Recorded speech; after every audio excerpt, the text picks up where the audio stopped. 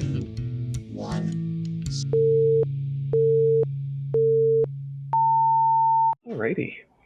So yeah, today's going to be a little bit more of a kind of casual show. We're just going to kind of be chatting. We'd say it's nothing too serial, as kids these days say. Let me wipe my camera. There we go. Yeah, always got to make sure it's the clean lens, So yeah, what have you guys been up to this week?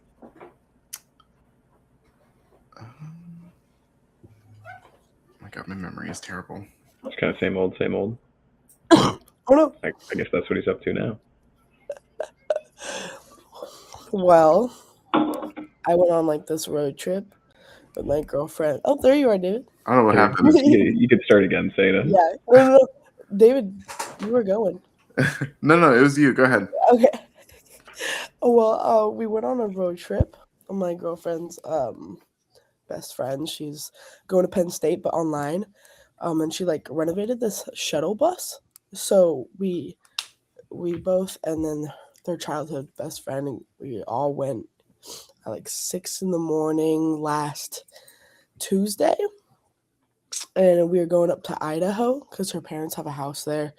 And we're going to go to like Wyoming and see the Tetons and Yellowstone, and just kind of like start her journey with her and then head out from Utah. Obviously, a lot of things happened. We got to Weed, California, and the bus started overheating because like you're going up this like terrain for so long. So every like 5 minutes, we were just on the side of the road, and she is so handsy. She was getting down and dirty, like figuring out what was going on, and she was like, "Okay, so it's the AC. The coolant kept like escaping through the tubes of the AC unit from the back because the guy never like closed them, so we didn't have any coolant. So she like kept refilling it with water, like our drinking water in the bus. It was like 120 degrees in that bus. Like it's 100 degrees outside, and we're like, okay, like we're having a good time. Like honestly, I have never had a trip that gone so fast because how many like we were just chilling, but the heat was just like making it, I think, a little bit like, oh, we have heat stroke now, you know what I mean? Like, That's terrible. Yeah. No, so but she got us there. So it kept happening, but we got to Weed, we got to Grocery Outlet. We were like sitting in front of Shasta. We're like, okay, this is a beautiful like view. Like the mountain has some snow on it. We're down here like really, really hot, but we see Shasta. So it keeps happening, and so we have to spend the night in Weed.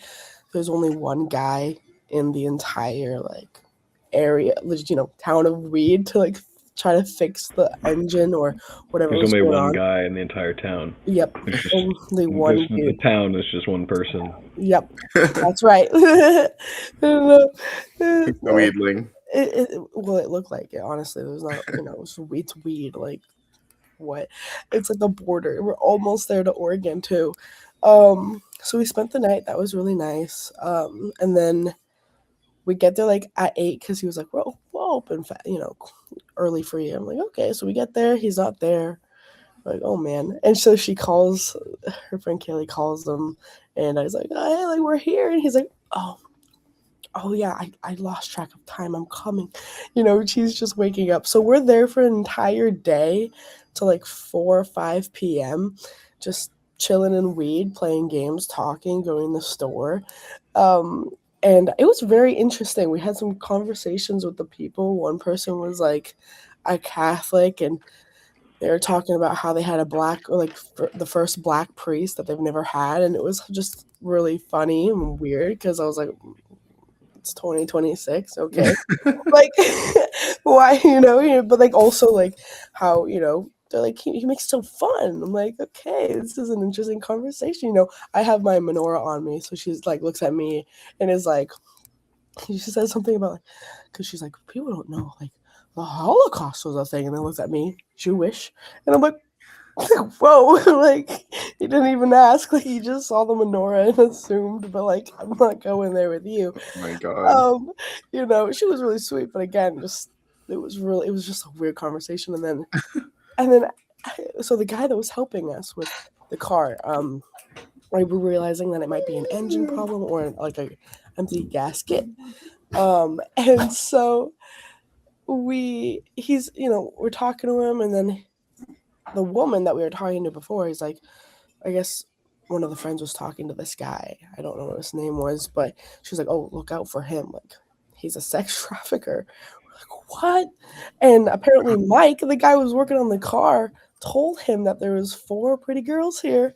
And we're just like, I mean, what the hell? Like, let's get out of here. It was a really crazy day in weed. I mean, Kaylee had a couple guns. That kind of went out of hand very fast. Yeah. Yeah, we were like, she had a couple guns in the bus, so we're like, okay, we were like, all right, let's just. She was like, just don't get into his car, don't like do anything, because we're all right there, like it's so small. So I'm glad that we like didn't, separate, because that was a crazy experience. I was like, okay. Anyway, we get out of weed. We're like, okay, we're going. It's like maybe 7 now. 20 minutes later, the bus is now on the side of the road and it's overheating. And she's just doing everything that she can, blah, blah, blah. I gotta pause you here. This sounds like the beginning of like a horror movie. Like you show up in a small town, you hear that like through this grapevine that there's a creepy dude who's like gonna get you. Right. And he knows where you are, and then your bus keeps breaking down. This is like the beginning of a horror movie. Well, what's crazy is that it's like, you don't know what could happen to you until it's there. You know what I mean? It's like, even for me then, I was like, nah, it's fine, whatever. But looking back at it, it's like, that could have been a really scary situation. Oh my gosh. But like, it was chill. But so anyway, we make it into Oregon, because it's starting to, when the sun goes down, it's cooler. So like the engine's not overheating as much. But it was just a gnarly ride, because you have the shuttle bus and she's living in it. So like everything is knocking back and forth. And we're just like trying to get some air from the wind from the windows, which is so funny. Anyway, we spent the night on the side of the road. We wake up to like this beautiful mountain, a train. And then we make it to Idaho. Oh, wow. Idaho. I mean, I love Idaho, but people are, you can do meth, but you can't do weed. You know what I mean? Like, everyone has no teeth. That makes sense. Can you explain that for me as somebody who doesn't live in the States? Because for David to say that makes sense. Well, just, so Idaho. Well, it's just so America coded, honestly. That's why I'm just like, you know what? Yeah. So my girlfriend was telling me that, like, basically, because Black people and Mexicans smoke and do weed. And so that's like a no-no. Like, you don't want to be in that class. You don't want to be associated with that group or race of people. But you can do meth. Is the drug of the working man. What was that? You get things done, apparently. What? That is so wild. Oh yeah. Sorry, yeah. You can go to jail for doing meth, but you go to prison for doing weed.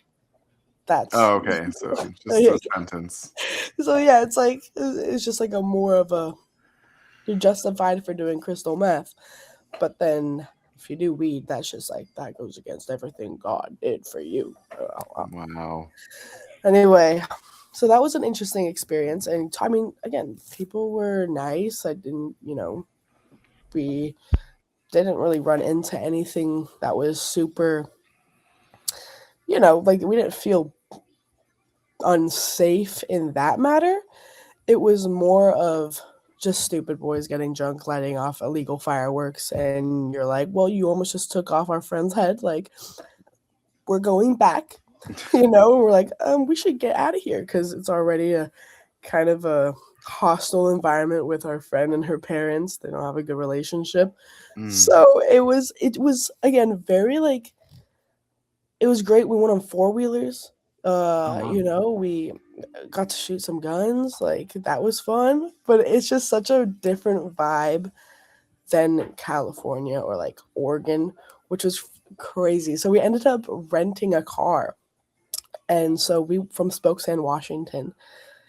So we got to Washington. We rented a car. We got to Oregon because that's where her brother lives. In Corvallis. So we drive 6 hours to Corvallis, or Portland, to drop off the car. Oh, so beautiful. we went past this town. What was the town called? That did the cult was there.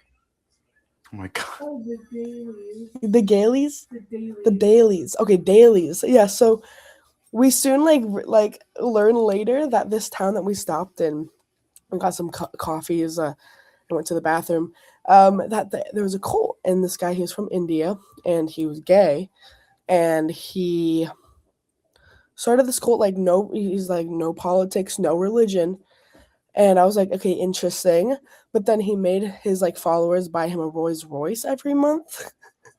And like I ended up poisoning like 700 people. Was it 4? Yeah, 700 people with salmonella.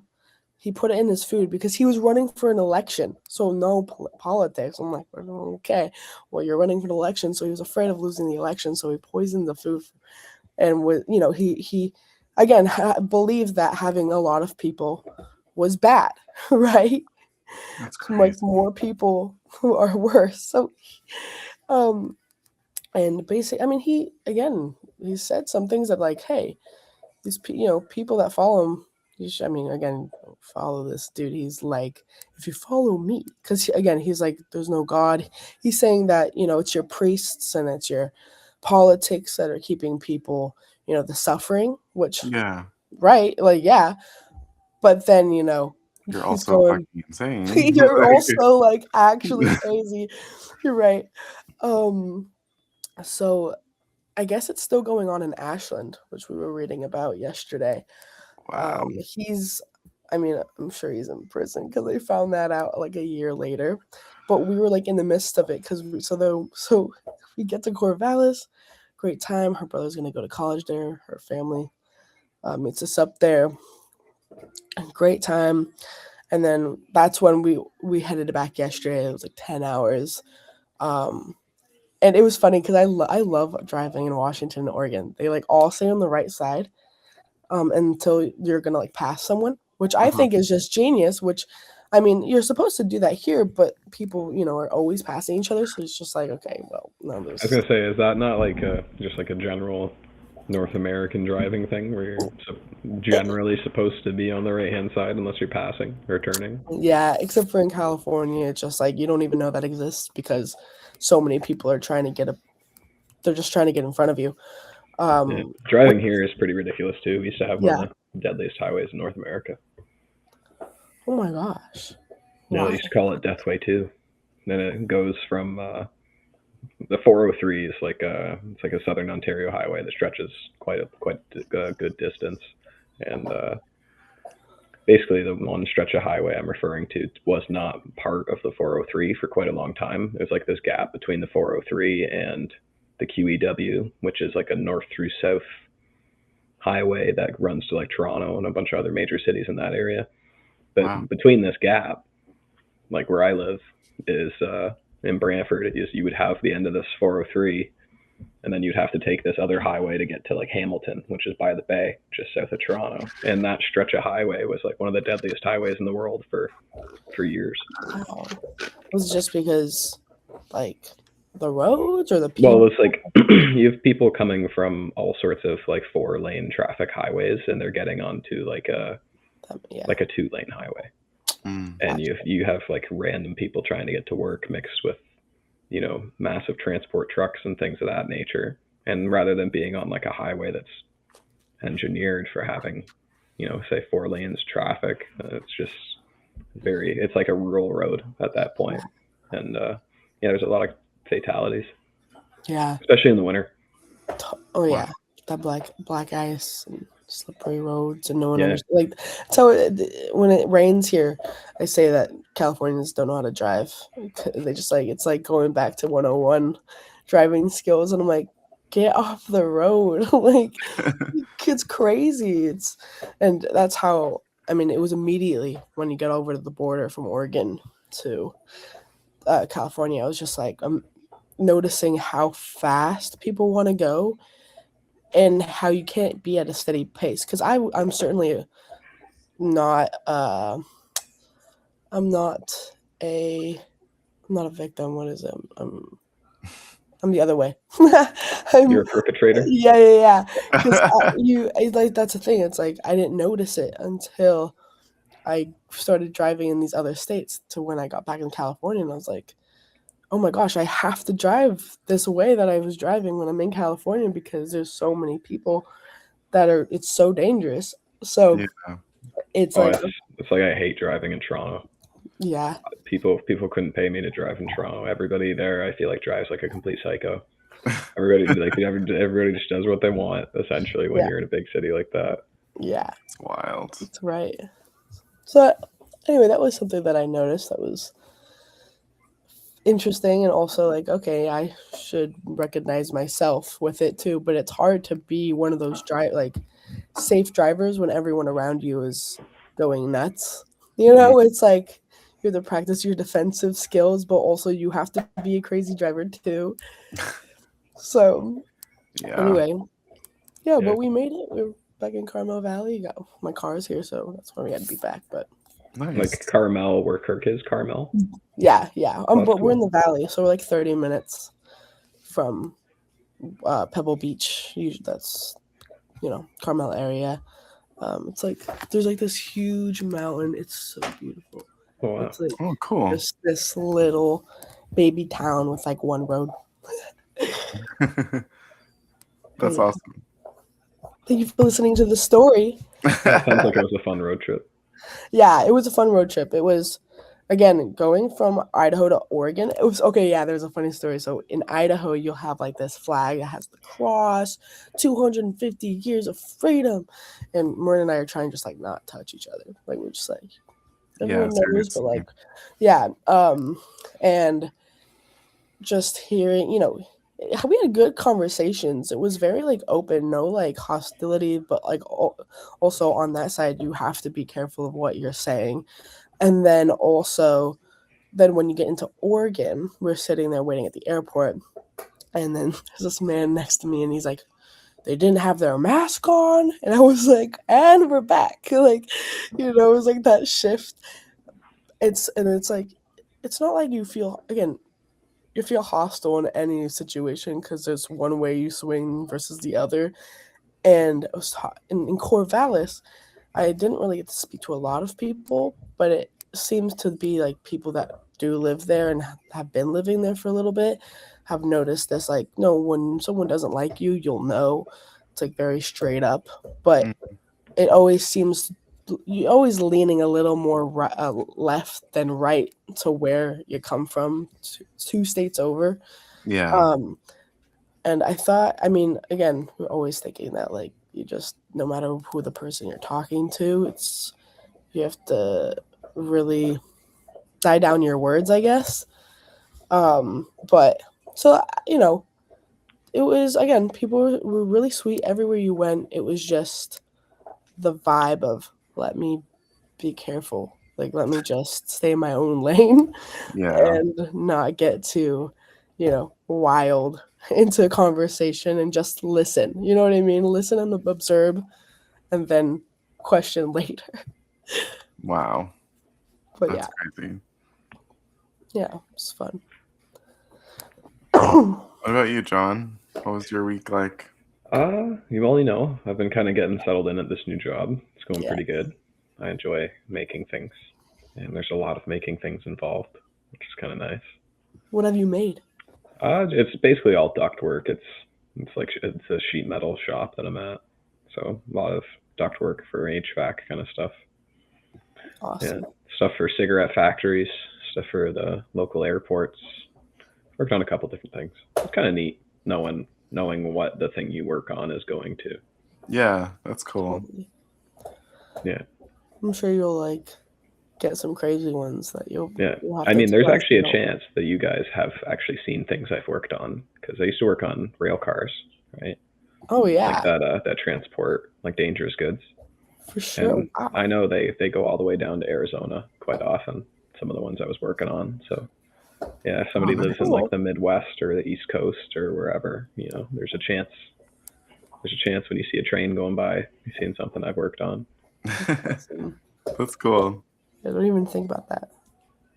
Oh, I think about stuff like that all the time. It's kind of cool too now, getting into like different industry, I can see like everywhere where all these things are kind of made. That's kind of neat, kind of knowing how all the pieces of everything come together. Yeah. But yeah, I've done a little bit of different things for careers. I don't think I've actually talked about it on the show really yet. So maybe I'll just kind of give like a quick rundown. But yeah, I've worked a bunch of different things. I've had like probably like 15 different jobs if I wanted Whoa. to count them all. Yeah, I've done a bunch of different things.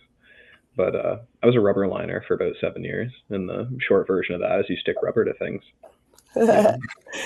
And yeah, I worked inside of rail cars, big tanks. You know, sometimes they'll, like if you were going to stand them up, we work on their side because it's a lot easier. But if you stand them up, sometimes they'd be probably like 20, 30 feet tall and a good like 16 feet in diameter. Wow. So they're pretty big. You go in there and you get to play with paint, and that can be pretty dangerous. Oh no. As I've said before, I had a bad time with that once, and it's a good time. You're playing with blowtorches and knives, and you're basically left alone. There's not a lot of you don't have like a supervisor breathing down your neck because you know it's just you and your boys and in the confined space working, and you have like a whole watch who's just their whole job is to sit there and just watch you the whole time. Oh my. And that can be pretty boring. Yeah. That's mind numbing because it's not like you can just stop doing what you're doing and read a book or play a game on your phone, because if something goes wrong, you need to be on it. So yeah, doing that, I was like first aid trained, confined space rescue trained, working at heights, all these different things. But, how long did the training last? Like how long does it take to get trained? Yeah. Well, basically, because there's no, well, I'm sure there are like more comprehensive courses, but in Canada, at least in Ontario, a lot of the courses that you would take to qualify you for certain certifications in a workplace are like generally like a day course, and it's up to the workplace to deem you competent. All right, so it's not like I had to go to like a school to get certified in it. It's like you have a company come in with guys that are like, firefighters, and they do this part-time, and they run you through like different rescue drills and the things that you could use and need and all sorts of stuff. So yeah, there's all sorts of things about the confined space rescue industry, which is interesting and kind of goes hand in hand with that. But yeah, I did rubber lining for quite some time. I liked that. I've worked, like I said, on rail cars, lots of different mining equipment, like agitators for mixers for things that would either be like abrasive or caustic, right? Because like basically one of the two main reasons you're going to rubber line something is abrasion or corrosion. And that was pretty fun. And then I was a fitter fabricator for a little bit. Did that for a bit of time. So I've welded some things together. And then now a machine metal worker apprentice. So next year or something like that, whenever that thing comes through, I'll be going to school 2 months out of the year. So it's interesting. I guess we're kind of getting around to the one question Kevin asked, insofar as how do we plan our futures around knowing what we know and how the timeline plays out. Yeah. I'm just going to do my thing, man. I'm just going to live my life and do the things I want to do. And I do want to learn stuff and feel like I'm productive. So of course it makes sense for me to have a job where I feel like I can do that. Yeah. Right. Like I kind of felt like the last year or two, I'm like, time's kind of ticking away. I feel like I've been a rubber liner for a while, and I'm like, I kind of want to do some side quests. I feel like I've accomplished what I want to do here in this regard. So, I tried different things. I tried sales for a little bit, I tried being like an independent contractor when that didn't really work out very well, like doing like gig work and stuff like that. But, gig work economy kind of sucks.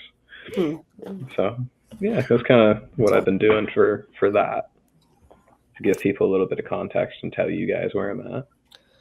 Yeah, it's a fun time. Yeah, there are lots of skill sets for sure. Yeah. Awesome. I like to stay kind of broad. Yeah. Cool. Do you have any like, I guess, favorite times of each? I'm not going to ask you to pick one because I would say for sure, like my best time working was probably when I had a rail crew when I was rubber lining. It was like 3, 4, or 5 of us. Kind of people would swap in and out once in a while because you never work with the same people all the time. Right. Yeah. But I got pretty close with those guys. We're working in the same rail cars all day, every day. Doing shifts, putting rubber on, and it's pretty sick. You put down like a radio and be blasting tunes. You can have it's like your own little world when you work in a confined space like that. Yeah, It's kind of cool. it's awesome. That's great. Yeah, insofar as like being a fitter fabricator, being able to build something that was challenging from a drawing, that was pretty cool. The first couple times I was able to do that and really pull it off and be like, oh yeah, I made that. And, awesome. That was pretty fun. Can you like draw, or is like art? Like by hand, can I draw? I'm not very artistic in that regard. I wish I was. I mean, if I practiced, I probably could be. Right. But I mean, a lot of my skill sets, like creatively, are more like problem solving with those kinds of trades. Sometimes like there's one thing with rubber we always said is that it's maybe Don can believe this, but it's not fucked up until it's cured. So when that rubber is still soft and raw, you can do whatever you need to do with it to get it to be the way you need it to be, but you still want it to look nice. Like 80% of the work is cosmetic. Right. But if that thing leaks, there's a problem. That means you didn't do your job right. Oh boy. So like I told you guys about the explosion I had once, right? Yeah. So I don't know if I talked about that on the first episode either, but I'll go through it quickly again. I was working in this chromatic acid trench at ZF Automotive in Midland, and it's like a seatbelt buckle plating line that we were working on, and they did the chrome plating.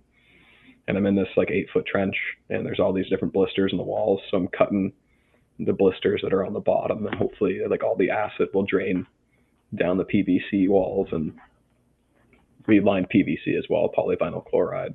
Mm-hmm. It's another good lining material. It's more rigid though, so it's better for like boxes, rather than like curves.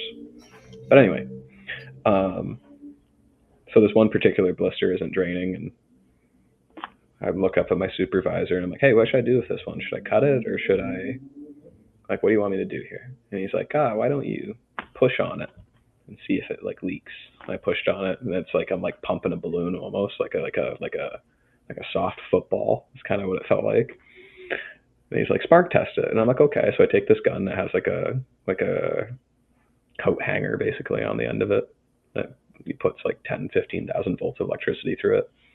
And, I run the spark tester over it to see if it leaks. And sure enough, it leaked and it sparked. And when I pumped this blister, it must have created like a hydrogen gas pocket, because that blister exploded and it ripped like a foot wide gash in the wall and completely covered me in like head to toe with acid. Scary. It wasn't that bad. I had my safety glasses on. That's good. So I'm glad you had your safety glasses on. I know, like, what do you wear? Like, I mean, it depends what you're doing. Sometimes it's so hot. Like you could wear like a full Tyvek suit and a full face respirator and, thick gloves and boot covers. You can really do like the whole 9 yards, but it's just so uncomfortable sometimes. Yeah. I'm not gonna lie. I know that's like a horrible thing to say, and there's people that work like construction and things like that. They're listening to me say that, and they're like, "Oh, John, you're too young and smart to say something like that." But it's true. It's so true, and that's just kind of being like in the culture of wherever you work as well. Yeah. Because there was the rubber industry the way that it was, at least when I was there, which wasn't that long ago, but it's like the Wild West. Like people just cowboy up. If you're not going to do it, somebody else will. Right. That's crazy. Yeah, no. And right now, what are you wearing? Like if I was to do confined space work, I don't have to now. Okay. No, I don't have to now. For like the sheet metal working, as far as I know, there's no confined space work. But it's mostly like working at heights, because you're going on top of buildings, installing units on roofs and things like that. Or maybe you're in the building and you're like adding a duct across the ceiling or something. But mostly I've been in the shop learning how to actually make the stuff, which is cool. I think that's the way you do it in any trade, is you should learn how the foundational components are made before you go out and do installations and repairs and things like For that. sure.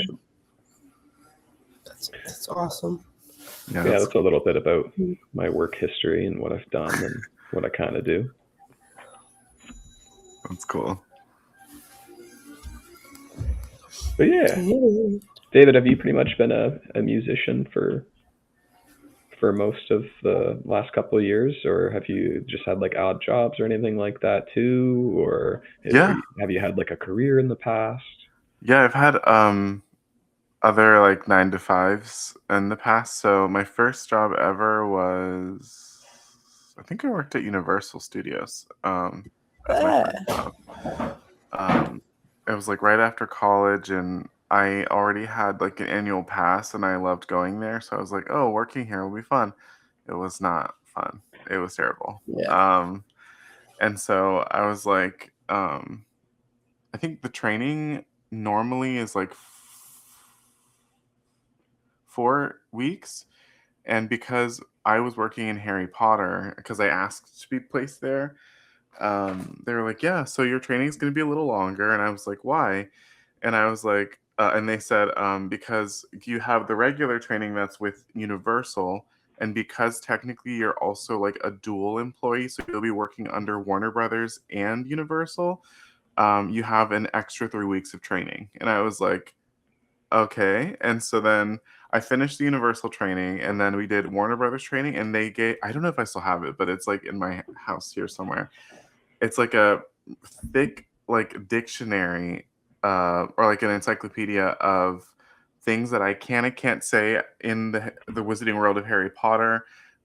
Things about the lore, like all the spells and characters and locations that I have to memorize. So it's like they take it very seriously. So I remember when we got there, they were like, yeah, so for example, when you go into the Wizarding World of Harry Potter, you do not see or interact with anything from the Muggle world. So once you go from, because at Universal Studios, there's the San Francisco area of Universal that you walk through, and then it goes from there to London, which is like the big facade of like London. And then you go through the brick wall into Diagon Alley. And once you go from London to Diagon Alley, you don't see ATMs, you don't see like things for credit cards, you don't see regular cash anymore. Like it's all gone. So you're like totally immersed. And so if somebody were to ask you like, oh, where can I do an ATM? You can be like, I don't know what that is. Like, if it's like somebody has cash, you can be like, well, you'd have to go to the, because there actually is a bank there, a Gringotts Bank, and you can convert them into galleons, like the currency there. So I'd be like, I don't know what that is, but if you want to convert them into like galleons, sickles, or canuts, like you can do that. And they're like, and then people would get so mad, and they're like, "What are you talking about?" And I'm like, "I'm not joking. Like literally, you have to do that. Like it's not even like a thing." So that was mostly my job, and I loved Harry Potter, so it was fine for me. But I just hate that people got mad at me who didn't know the fiction. So it was like I a feel like that little almost bad. makes it even better. That almost makes it even funnier because it's like they walk into this world that they don't understand, and they're like, "Ah, I can't even pay for things." It It's was just like that's great in my opinion. If you want to go to a place and have like an out of world experience where you're being immersed in something, Right. that'd be great. I'd love to go to a place I don't understand and have that in a theme park. Maybe not so yeah, much if I'm going to like a foreign country and I don't speak the language, but right. in a theme park, that sounds like a great place to have something like that happen. It is, and it's awesome, but then there's mostly the people who were like aggressive made it bad, and it happened so often because I worked like 4 to 5 days a week.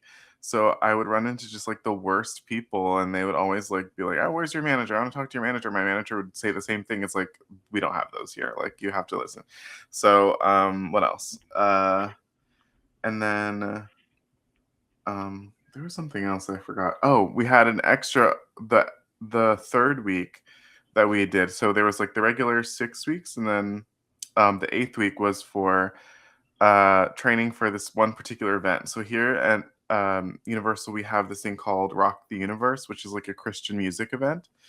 And during the summer, basically, we have like all these big artists. Like I think one time there was like the Rolling Stones. We had like Diana Ross and like Cool in the Gang and like Daddy Yankee and like all these different people were like performing.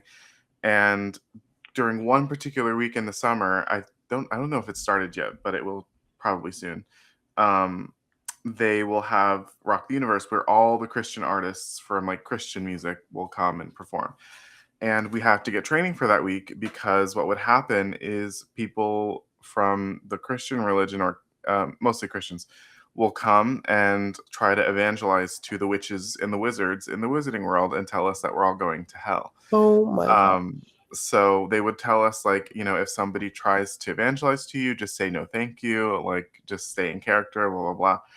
And so I remember I didn't get in trouble because everything I said was correct, but there was this one guy, he tried giving me a pamphlet, and he was like, oh, have you read? And we don't have to take it, mind you. So I didn't touch it. So he tried handing it to me, and I was like, oh no, thank you. And he goes, well, have you read the good book? And I said, oh, which one? There's so many. And then he goes, no, like the only one. And I was like, oh, you must be referring to Bethilda Bagshot's Hogwarts of History. It's like the standard at Hogwarts. And so then he was like, what the hell is that? And I was like, oh, it's like required reading for like fourth years. And then he was like, what the hell are you talking about? So he started like yelling, and then my manager was like, just go on your break. I was like, okay. That's so good that they just give you like full reign to respond however you wish within the scope of that universe. That's so funny. 'Cause Yeah, you as can long totally as mess with people. You don't have to. yeah, and as long as we're not being offensive or like aggressive, we can do whatever we want. And Yeah. so I've found ways to just be rude without being like getting fired, basically. Yeah. You have to be So extremely dismissive. yeah, and yeah, so that was that job, and then I left, and then after that I worked at Barnes and Noble, which was my favorite job I've ever had. It was so chill. I was always surrounded by books, and I worked in the cafe, so I was just kind of just like sitting there doing nothing for hours and just getting paid for it. And I would just always grab a book and read it at the register until somebody came up. So that was a nice job, and I did that for a couple of years, and then I left that job because there was another cafe that started here in Florida, which I think now they're expanding into other states. Um, and they paid more, so I was like, "Oh, let me go there." And then I did that for about a year, and then what was after that? Oh, and then after that, I worked a corporate job for Best Buy, which was terrible. Um, yeah, it was the worst thing I've ever done, and it was my first work from home job, so it was like it sucked the soul out of me. So I was literally sitting in this spot for like hours. Like my hours were like 10 a.m. to like 7:30 p.m. And yeah, it was just terrible. It was like people calling to complain about refrigerators that weren't getting delivered on time, or Oh things that my. got sent with like dents and stuff. And I'm So just like, tiring. yeah, it was just so exhausting, and Yeah. it sucked the life out of me. And that's when I learned that I shouldn't do, like, back when I was doing regular 9 to 5s, I couldn't do work from home, because this at the time I was like, this was my creative space where I was like recording and singing and reading and doing things, and it turned into a workspace. So I would literally be sleeping right there and then get up, walk 5 feet, and sit here and start working. And so I was like, I would wake up and look around, and I just feel anxiety. So that was for like a year and a half, or 2 years actually. And so it was just like, I was so depressed, and it was terrible. And I was like, I can't do this anymore. And so then I found a new job at a timeshare company, and with my best friend, which we both have worked the same jobs at the same places, like since we met each other. So we always went with one another. And so I got to Universal. I'm sorry, Universal. I went to the timeshare job, which is it's like it's called Hilton Grand Vacations, which is like used to be part of the Hilton umbrella, but then they bought themselves out and they separated, so they're only related to Hilton by name and nothing else. It's really weird. But anyway, so basically, it's like a bunch of rich people, and they call into that company to book their timeshares at different places and all throughout the world. And most of them are rich. Some people are just like super poor and just want to look like they have a lot of stuff. Because I would sometimes, I couldn't have said this at the time, but I can say it now. I would have access to everything like in their account. So I'd have their social security number, their address, how much money they have in their bank account, like everything. So sometimes I would see these people, and they would be like, "Yeah, I don't know why I can't book my thing in Greece or whatever. I want to book it tomorrow." And I was like, "Okay, you just realize that so many people want to go to Greece and do these things, and you can't just go tomorrow. Like you have to do it a year in advance. Some people do it like 2, 3 years in advance." So there would be things like that. And then sometimes we would have members who think, because with timeshares with our company, it's basically like buying a house. So it's like you own the property, you have a deed to the property, and it's yours until you sell it. Like you can't just give it away. And so we would have people who would be with the company for like customers for 20 years, and they would think that if they just kind of like forgot about it or didn't do anything, it would just dissolve.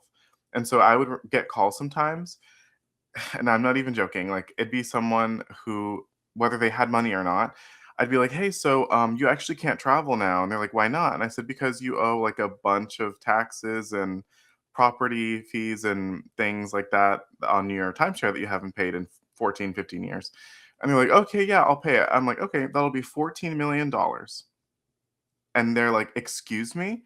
I'm like, "It's been 15 years since you've made a payment. You owe $14 million in payment." And they're like, "And it didn't go into collections?" I said, "No, it did." And it kept collecting. It just didn't go away because it's a property that you own. It is not something that goes away. Like the bank didn't seize it, like nothing. Like you own it, you keep it. And so it's ridiculous. People would call us crying. They're like, "I can't afford that." Like blah blah blah. And then I would have to like pull up their contracts, and then I would have recordings of them sitting down the day that they signed their contracts. And they would I would listen to the 2 hour spiel that the salesperson told them, and I'm like, "Do you remember at minute number at 45-second mark where you said this and you signed it saying that you read and understood? Yeah, I can't do anything. Like you owe that money." And then I would say, "If you die, your kids owe the money, and their kids and blah blah blah." So it's ridiculous. That's Um, fucking crazy. yeah, Yeah. it was Wow. wild. Um, and sometimes I would find like the rich people that were like I could afford that kind of stuff. Like I once had a guy, I was like, "Yeah, that'd be like 5 million." He'd be like, "Okay, put it on my card," and he paid it off. Sometimes I would have people that are like, and I would check their accounts. They would have some of them had like $500 in their bank account, maybe like 100,000. And mine, they owned in maybe like 4 countries. They had like 4 different properties, and they could barely afford it. And I would like, I wonder what their house looks like. And I look, and it's like this little hut somewhere in the woods. And I'm like, "How are you affording this? Like, what's going on?" So it was just a terrible job. Like that one also sucked the life out of me. And then thankfully the music thing started working out. I left. So I was like, I'm done with this place. So yeah, that was my work history basically. That's cool. Sheesh. Yeah. Wow. $14 million. $14 million for and it's also, mind you, it's not even like a huge property. It's a room in a building Oh that my they're paying for. gosh. And it's mostly like, for example, in New York, like there's people who own like what's it called? Penthouse. Also, everything in New York is small. So like whatever a penthouse is in California or in Canada or here in Florida, it's a lot bigger than it would be in New York. Like it's just basically Right. like a bigger shoebox is like what you're getting in Right. New York. But they're paying millions a year just to own it and not even to stay in it. Like these people only stay in it for like a week out of the year at maximum. Sometimes people only go for a night.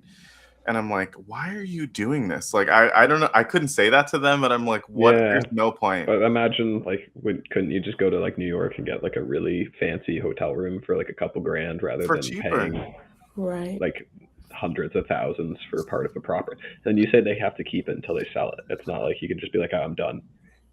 And the thing that sucks, which I guess the founder of the company uses to their advantage, is that once the thing is on the market, nobody's going to buy it because it's too much.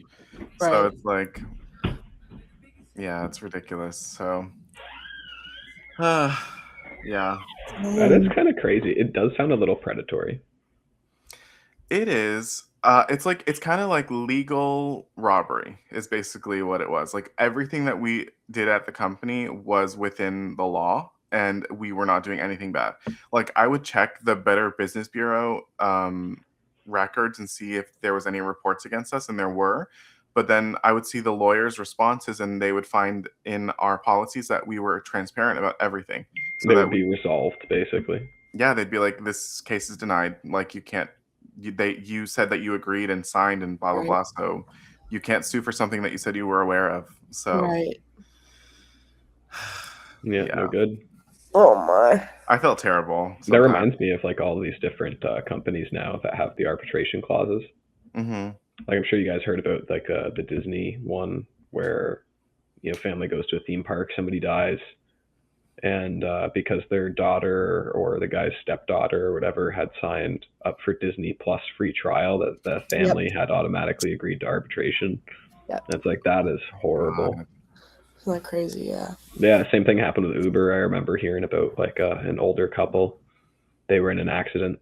Either their driver ran a red light or somebody else ran a red light, T-boned the vehicle they were in, and they were both very badly injured, required good medical treatment, and it was not covered because they couldn't sue Uber because of the arbitration clauses. That's insane. So how are they even how do you make a contract first of all and it say something like that? Like how is that legal? Well, that's not a question for somebody like me. Right. I don't really know Right. that answer. 'Cause- But yeah, I mean, there's certain things that I know that can like disqualify a contract. Yeah. One of them being like the conditions are just straight up illegal. And, another one being like the age of the person who signed the contract when they signed it. There's certain things like that. But then, there's a contract for everything, apparently. Yeah. That's wild. It's like having a license for everything. Why do I have to Yeah. have a license to be married or go fishing? Yeah, or like whenever I talk to somebody from the UK, I joke about them having a TV license. That's actually a thing. What? You don't know about the TV license? What are you talking? No. What? To own a TV? To receive a like broadcast. If Oh my God. if you're in the UK and you have like a TV that is receiving BBC broadcasts, you have to have a licensing for it. That's crazy. Yeah, it sounds kind of crazy that you have to have a TV license, right? Oh my God. Yeah, that's the thing. I swear I haven't been trolled by the internet. Let me Google this. Let me double check. It's 180 pounds a year. Okay, you've looked it up right now, Sena. Television, yeah, and 60 pounds, 60 and 50 cents, or pounds for black and white. That's crazy. This fee is required to watch or record live broadcasts on any channel, as well as to watch or download programs on BBC iPlayer across any device. Absolutely not. Yeah, what? It's kind of crazy, right? Is that freedom of speech? No. But yeah, there's interesting things like that. That's why the UK was like a kind of a popular pirate radio thing, I think, back in like place for it back in like the 70s or 80s. I think pirate radio was pretty big out there. Stupid laws. I hate America. I hate countries. I hate government. It's so dumb.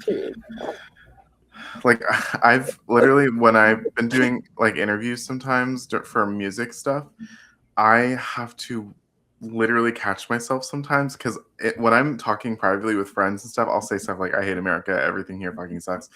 And I'll be talking to like a person asking me about my music, and we'll talk about something. Yeah. And I almost slip and I'm like, fuck this country. And I'm like, they're just waiting for you to say something like that so you can become the next viral clip too, eh? That's So they can get everybody on the hate bandwagon against you. Yeah. Don't let them do it, David. Like I still say it in a way where it's like I'm getting my feelings out without doing it in a way where people will want to attack me. Yeah, you're just you're being tactful in how you say it. Yeah. Just like the Warner Brothers lot where you're telling people that there are no ATMs here. Yeah. I do miss that place. Like and I go back all the time, like when I go with friends. Like I was supposed to go yesterday, but it fell through. But also it's been hot here. Like literally it's currently 95 degrees, and it feels like 107. Yeah, Okay, I gotta see what that is in Celsius. Oh, sorry, I forgot like the Yeah, conversion. 40 something or no way. 50. Oh, is it 50? Give me a sec here. I'm typing out a weird. That's No, not 50. 42 degrees 40. Celsius. Yeah. That's insane. It Yeah, only gets that warm. Like the only time I experience that heat would be like in like a July, August, and I'm inside of like a confined space working. That is like that is the only time I really get that warm. But yeah, that's crazy hot. Like I sweat a lot, probably compared to them like an average person. But same. if I was in like a rail car and it took me like an hour to paint it, I'd come out and be able to wring my shirt out. And I'm not exaggerating. Like it was gross. I bet. Is it humid there, David? Or is it like dry? What's up? I'm checking now. It's not humid now. It's gonna get more humid later. So right now it's 50. Oh, it just went up. It's 67. It was 53 a couple Oh hours, my like 2 hours god. ago. But it's gonna go up to 90% humidity by tonight. Oh my gosh. No, thank you. Yeah, I was in when I was in Idaho and Oregon. It was humid enough. I mean, I've been to like Zanzibar, and I mean, my hair loves it. My skin loves it. Europe and Spain, it's the same thing. But when you're when you're not used to it anymore, and it's just one of those things that you deal with a couple weeks out of the year. For myself, I'm like, oh gosh, like I need new clothes. I need a shower every 10 minutes. I feel that. Oh It's terrible. gosh. Oh my gosh, I just reminded myself. I was gonna ask you guys if you've seen it. Um, what's today? Sunday? Yeah. Yesterday was Saturday. So Friday night, I saw Disclosure Day, the new Spielberg movie. Did you guys see that, or have you I seen haven't seen trailers it yet. for it? I haven't even heard of it, honestly. Oh Tell me yeah. about it. It is so good. I literally came out of it crying. Like, and I don't really like, I don't really have all time favorite movies like that. I only have one, and it's Tron Legacy, like the Disney The one movie. with Jeff Bridges? Yes, that is my favorite movie of all time. I love that movie. But what was it? Yeah, so this movie, I think it's like up there for me now because I the plot is basically like um there's it's like a government conspiracy type thing. So it's like there's this guy and he stole something from the government because he worked for the government and he found out something that they were all keeping secret, but it was so bad that he couldn't keep it a secret anymore. So he's So a he decided, whistleblower. yeah, so he decided that he was going to release it and like give full disclosure to the globe, not just like America. And so basically the government's trying to stop him, and it has to do with like um extraterrestrials and like stuff about things that are out there that the government doesn't want us to know and stuff like that. And it was such a good movie because it was just talking about how like terrible humanity is. Because there's this girl that he's kind of running around with, and she goes like, he doesn't tell her yet like what he's hiding, and she goes, well, if this stuff is as big as you say it is, like, shouldn't you just keep it to yourself and just destroy it? And he goes, no, like we people deserve to know. And she goes, but humanity is not like the poster child for be dealing with change. Like look at how people react with like the smallest inconvenience. So she's like, imagine when it's like world shattering stuff like this, like religions will fall apart and world powers and governments. And he was like, then let them, basically. Like people deserve to know, like knowledge should be freely given and not kept like this. And so that's Wow. basically like the whole thing with the movie. And it was just so good. I highly recommend you guys watch it. Okay, wait, what was it called? Disclosure Day. Disclosure Day. Okay. Yeah, that sounds I'm wild. trying to think of my favorite movie now, because you said yours is Tron Legacy. This is Mhm. this is an interesting, relatable episode. We're kind of talking about like life stuff. We're getting a little more personal. I don't know what my favorite movie is. I've got a lot of favorite movies. There are a lot of What are movies your top 3 or top 5? See, it's the thing is like it needs to be like specific. They're like mood movies. Genre. You got to be in a specific mood for a movie to be like peak. Uh, You know. Yeah. It's hard to really quantify it. Let me think. I've seen so many movies. It's hard to think of all of them. Do you have a sci-fi thriller? Ooh, sci-fi thriller. Insofar as sci-fi thrillers, I think my favorites would have to be like probably like Alien. Alien's a good series for that sort of thing. I haven't seen any of the new ones. I'm talking about like the ones from like 20 years ago. Yeah. I haven't seen any of them. I'm bad. Oh, they're pretty good. They're not bad for like a horror sci-fi thriller type thing. But yeah, there's a lot of great ones. The one I'm thinking of now, it's I don't know what to call this movie other than a mind fuck, because it's like it really makes you use your brain. It's a Guy Ritchie film and stars Jason Statham. It's called Revolver. And that movie is absolutely fascinating. It's basically about a guy who is he's a con artist, and he ends up spending some time in prison. And while he's in prison, he becomes close with two associates. Well, not like associates, but they're associated with each other. They're not associated with him. Becomes closer with these two guys. Mm-hmm. And one of them is like a chess master, and the other one is also a con artist. And essentially, when he gets out of prison, these guys have robbed him, and he has no idea who they are or what their faces look like. And he has to try to kind of reestablish himself. And in doing so, he takes on like this kind of like crime boss who's played by Ray Liotta. And it's pretty good. It's a pretty good movie. But the crux of the idea that it tangles with is the ego, like how you view yourself being presented to other people. Mm. It's very, very interesting. And the things that people go to kind of either feed that ego or reject it, and how that kind of shapes who we are as people. Right? Because it brings up the question, like, is your ego really you? You know, that voice that is inside your head that says things to you. Is that really you, or is that just something else? Which is an interesting idea, right? Like, especially if you think of when, say, you're talking to somebody and they react kind of hostilely towards you for no real apparent reason, but it's something that's going on with them. You know, you figure out either they're projecting something on you or whatever else it is.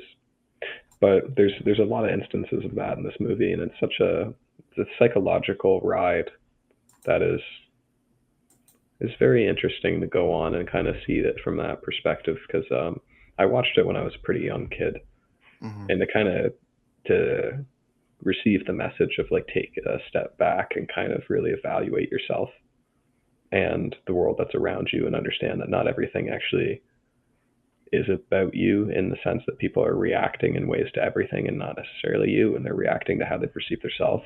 Yeah. It's just such a very interesting idea that I thought was kind of explored in that movie. But yeah, what about you, Sena? You got a favorite movie?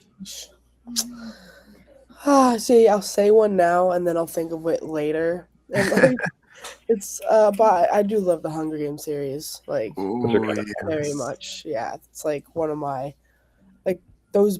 Like I would read all those books, you know what I mean? I'm like, okay, other than yada yada, I think I would read. I'll be honest, I couldn't read the third Hunger Games book. I read the first one, and I was like, that's not bad. I read the second one, and I was like, okay. I read the third one, I was like, oh, this is just bad. I couldn't finish it. Yeah, I've only read fully through the songs, the new one that's Songbirds and Snakes. Yeah. I know. I want to say Songbirds and Snakes, but like that's the other one.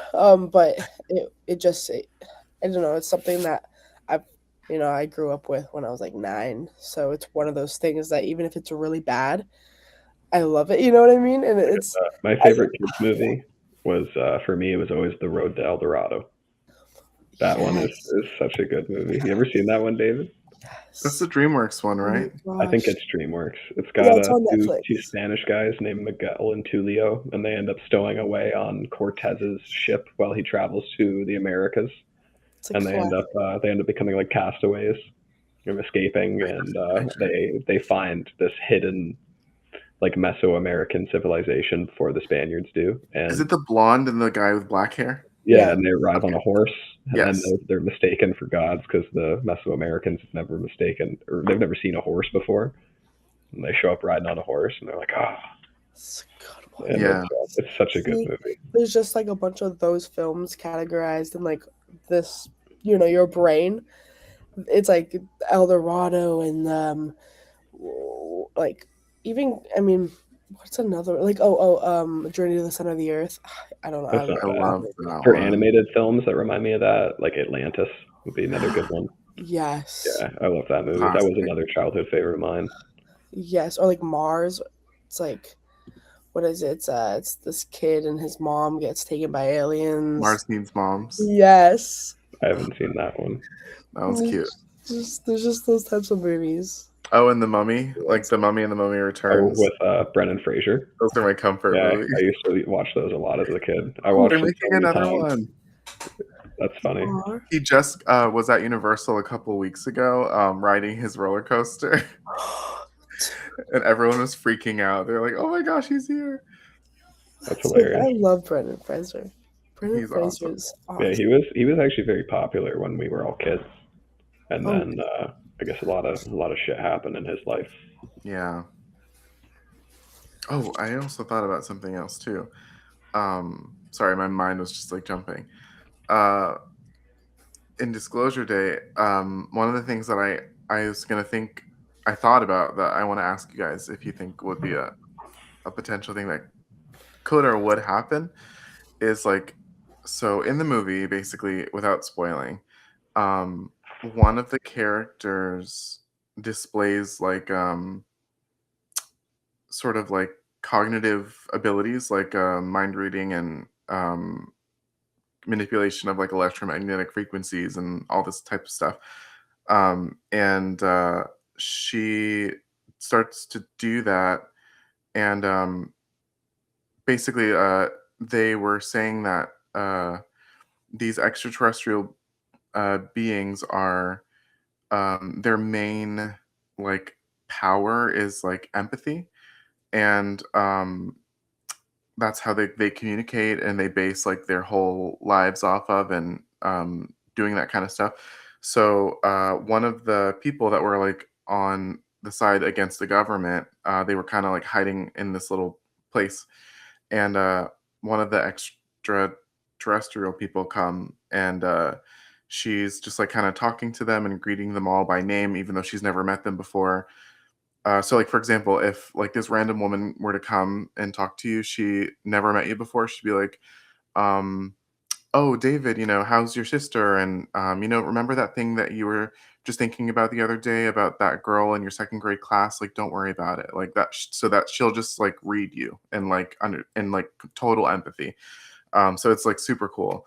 And so basically, once she does that, one of the people in the group gets down on her knees and starts to like worship her, and then she starts freaking out because so it's like weird because part of the character is like she's still human, like she's human, but part of her hasn't like completely unlocked yet, so she's still not reached her full potential. And so then she starts kind of like freaking out, and she's like, "No, like please don't do that, like I will not become your religion, like I'm not here for that, like blah blah blah." So I thought that was so cool because I was like, "Oh, like this that could have been a whole 360 moment where she just was like, yes, like get on your knees and like worshiping or whatever." But do you think, this is where my question goes, when we become transformed and we're like beings of light that are just kind of like here and like helping people, that people will try to do that to us because like they'll see us as like these like weird light Like an thingies? extension, Yeah, rather than like an individual. That's interesting, and I suppose it's not impossible that somebody would make that perception, but I think that it would be pretty easily and swiftly remediated. true. Yeah, like You know, terminated immediately. yeah, unless Now, like, this would be like a crazy plot twist because we're only up to like story so far, right? We only Mhm. know the future to such like a limited extent. If there's like, for whatever reason, and hopefully not, somebody who ends up being empowered that really shouldn't, like, I really hope that doesn't happen. I don't think it's going to happen. But it's like, I guess we technically don't know that future if it would happen. Yeah. But yeah, anyways, I would think that there's remedies for that sort of thing. There's backup plans, and I mean, there's just so much stuff we don't know that we don't know, that it's like, I don't know. I don't think there's any going to be really any serious problems that are really going to be worth pulling our hair out Mm. over. You know, I think that like once in a while we'll run into people with some little misunderstandings. I'm sure a bit of coaching can kind of steer, I would think, the majority of people on. But we also know that not everybody is going to accept it. Mm. Which, like, when you think about that, you kind of sit on it for a moment, and you're like, I don't, like, personally, I don't know why somebody wouldn't want to go through with it. Yeah. I guess there could be like an infinite amount of reasons that somebody could use to justify, whatever their personal issue or problem is. But it's also like we just have to get over our personal issues and problems. I Yeah. think every single one of us has had to go over some sort of hurdle to get where we are today. Whether that hurdle is us or the environment or our culture or whatever, we've all been through something to get here, and we've chosen to pursue this. And clearly we've made it a priority. We've been doing one of these a week. Yeah. For Yeah. example, and I see other people too that have made it their priority. I see the transcript team on Discord. I don't think anybody's really shouted them out on a show yet. So here I am to say, I see what you guys are doing. Everybody else with their shows, they're doing something. The fact checkers have been doing their thing for longer than Yeah. I've, like, pretty much as long as I've been alive. I'm only 28, and Craig's been doing this for about 25 years. So, it's cool. It's cool seeing everybody doing what they're doing. The people who do all the Canva work and all the other art things. Yeah. Everybody who was working on the social media stuff when that was kind of the focus. Right, and it's kind of neat seeing everybody switch gears a little bit now that we've kind of turned the gears inward instead of outward, at least for a time. Yeah. But yeah, it's interesting. Yeah, go ahead. No, I was just saying it was very interesting. You say whatever you wish, Sena. Oh yeah, no, I was kind of having a little bit of the same conversation in this grasp. Like, I think it all comes down to freedom. Like, no one understands what freedom really is, right? So Yeah. and people don't like it. Like, they want to Yeah. be confined and they want to be controlled in a way, in a certain degree, and they like having this overpower of like people being having power over them, and they don't. I guess people don't really realize that or understand it until you say, like, it's like you said, John. Like, if I gave you all the answers in the world, like, I'm telling you who Yahweh is.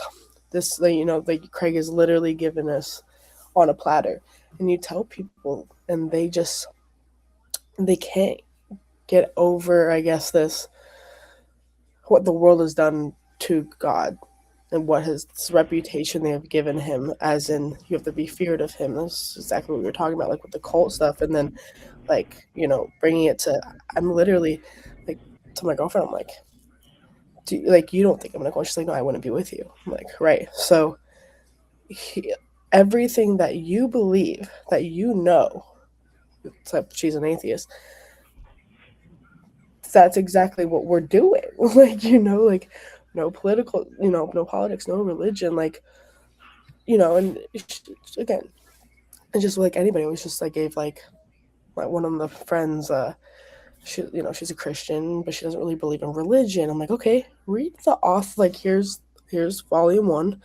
Read the authors. Just read about the author for a minute. and you see if it resonates with them or not. And first they're like, "Oh wow," and then they talk about like Islam for a little bit.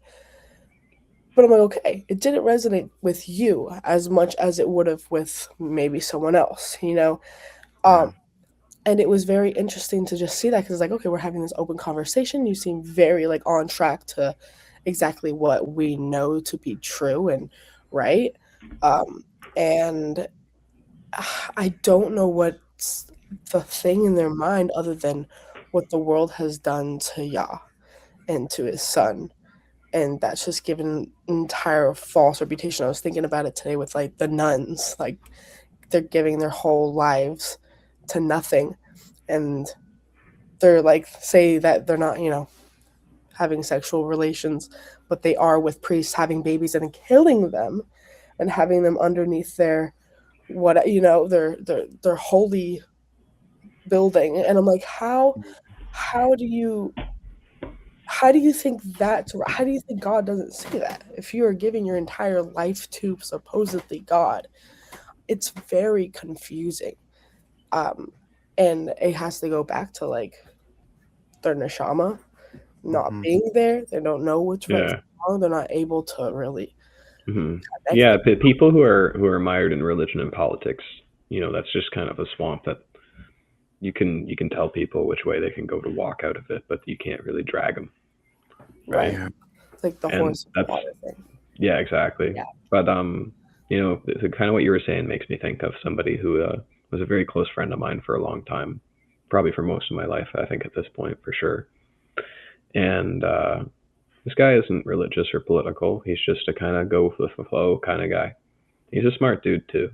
He and I love talking to each other. We talk for countless hours all the time. And I've had a lot of these kinds of conversations with him because even though he doesn't understand, he still listens to me, and he uses his special kind of brain that I enjoy speaking to respond to me the way that he does, and it kind of spurns me further to think. And I've had these conversations with him, and I've asked him, I'm like, hey man, so like, really, what's your deal? You've heard me talk about this for a long time. You ask me questions a lot. What do you think? Do you think I'm full of shit? He'll say, no, John, I don't think you're particularly full of shit. I think that you think you're right about it. Mm. And I'm like, well, that's fair, because I do think I am right about it. And for you to really truly know, you would have to invest the time yourself and do the work that I did to get where I am. And Right. he's like, that's exactly it. I'm not disagreeing with you. I'm just saying that I'm not there. And I say, well, what would it take? Like, why don't you want to be there? And his response to me was, well, John, if I go there, I can't bring my family with me.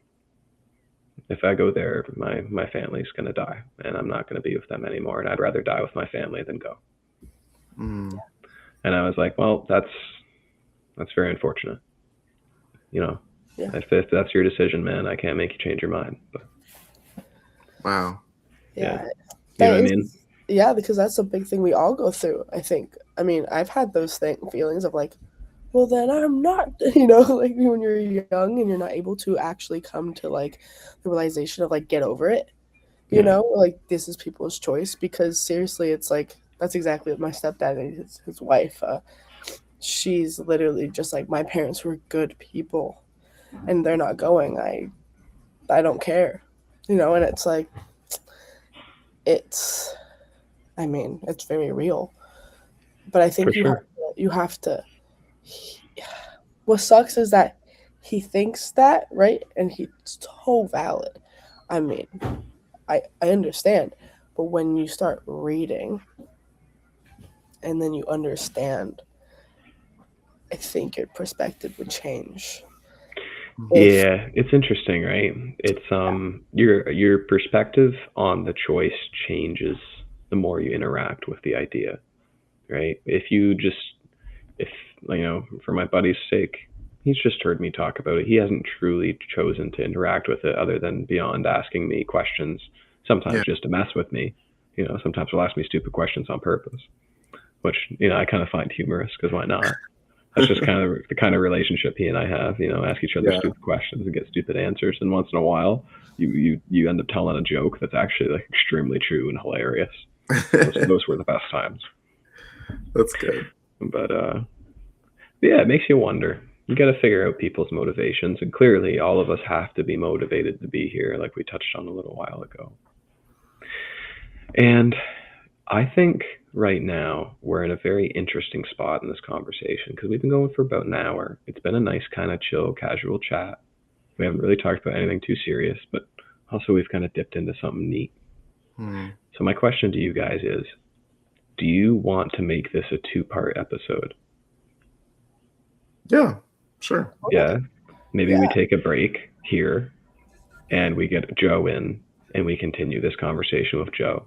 Because Yeah. I think that will kind of freshen up the last half of the episode, give us one more perspective, and then we can dive into like the serious heart-to-heart kind of conversation. Yeah. All right, everybody. And we are back from our little break. And with us, we've brought Joe, because I didn't want to go any further without him. And we all agreed. So yeah, welcome back to the fold, Joe. We kind of caught you up before we started recording just now and what we were kind of talking about. Probably not everything, but some of the things. And I guess I'd like to start off with asking, does anybody have a particular thing that they're thinking of now because of what we've talked about just before we started recording that they'd like to start with?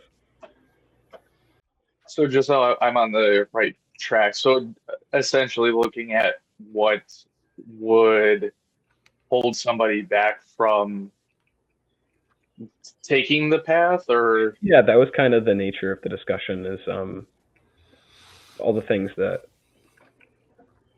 people essentially choose in order to not interact with it. Which is kind of, I know that's kind of like an abstract idea, a vague topic, but that's kind of what we were talking about. And does that make you think of anything, Joe? Yeah, in a way. So it's not so much somebody not running with it. Well, I guess it could kind of be. So I'll share an example. My grandfather, who was like the initial person who introduced me to the name Yahweh, him and his wife are kind of stuck in like the messianic way of thinking about this. And it turned into this past spring where he wanted to have as many relatives, including my aunts, cousins, etc., go down to Florida to observe Passover. A lot of my cousins aren't on, they're not on this path. It was just like a oh, let's go to grandpa's. Let's go all get together. And there's 365 days in a year, so you could have picked 364 other days, yet you chose to do this little family reunion on Passover. And I know pretty well that a lot of them are not necessarily going to continue on this, and I also don't think that they observe matzah, Bikurim, and everything beyond that. I tried to mention, if you're not going all in, don't do it at all. And they're not going to understand the concept of, hey, if you observe Passover without matzah, you've just eternally separated yourself from Yah, and you're, pretty much you've signed your destination for your soul. And it didn't really go anywhere for the most part because they just wanted to see family, and I don't think they understand how serious that actually is, that they went and observed Passover without, I mean, they don't acknowledge dough, they don't understand really what the Moed Mikre are all about, so there's no understanding. So that was a tough conversation to have, because it's like, on one hand, you certainly don't want to discourage family from seeing other family, but at the same time, like I said at length, pick a different day. have a whole calendar to pick a different day to do this. So yeah, that's a tough one to try to wrap my head around for them because, you know, they observed it in 2026, which means you don't have much time if you are going to, take the path to knowing Yah and, become covenant. Yeah, it's kind of a sad thing, honestly. But that's the most recent example I have. Yeah, that's especially concerning, especially because all of us know that, should you choose to observe Pesach without continuing the rest of the way, like you said, that it's the worst outcome. Yeah.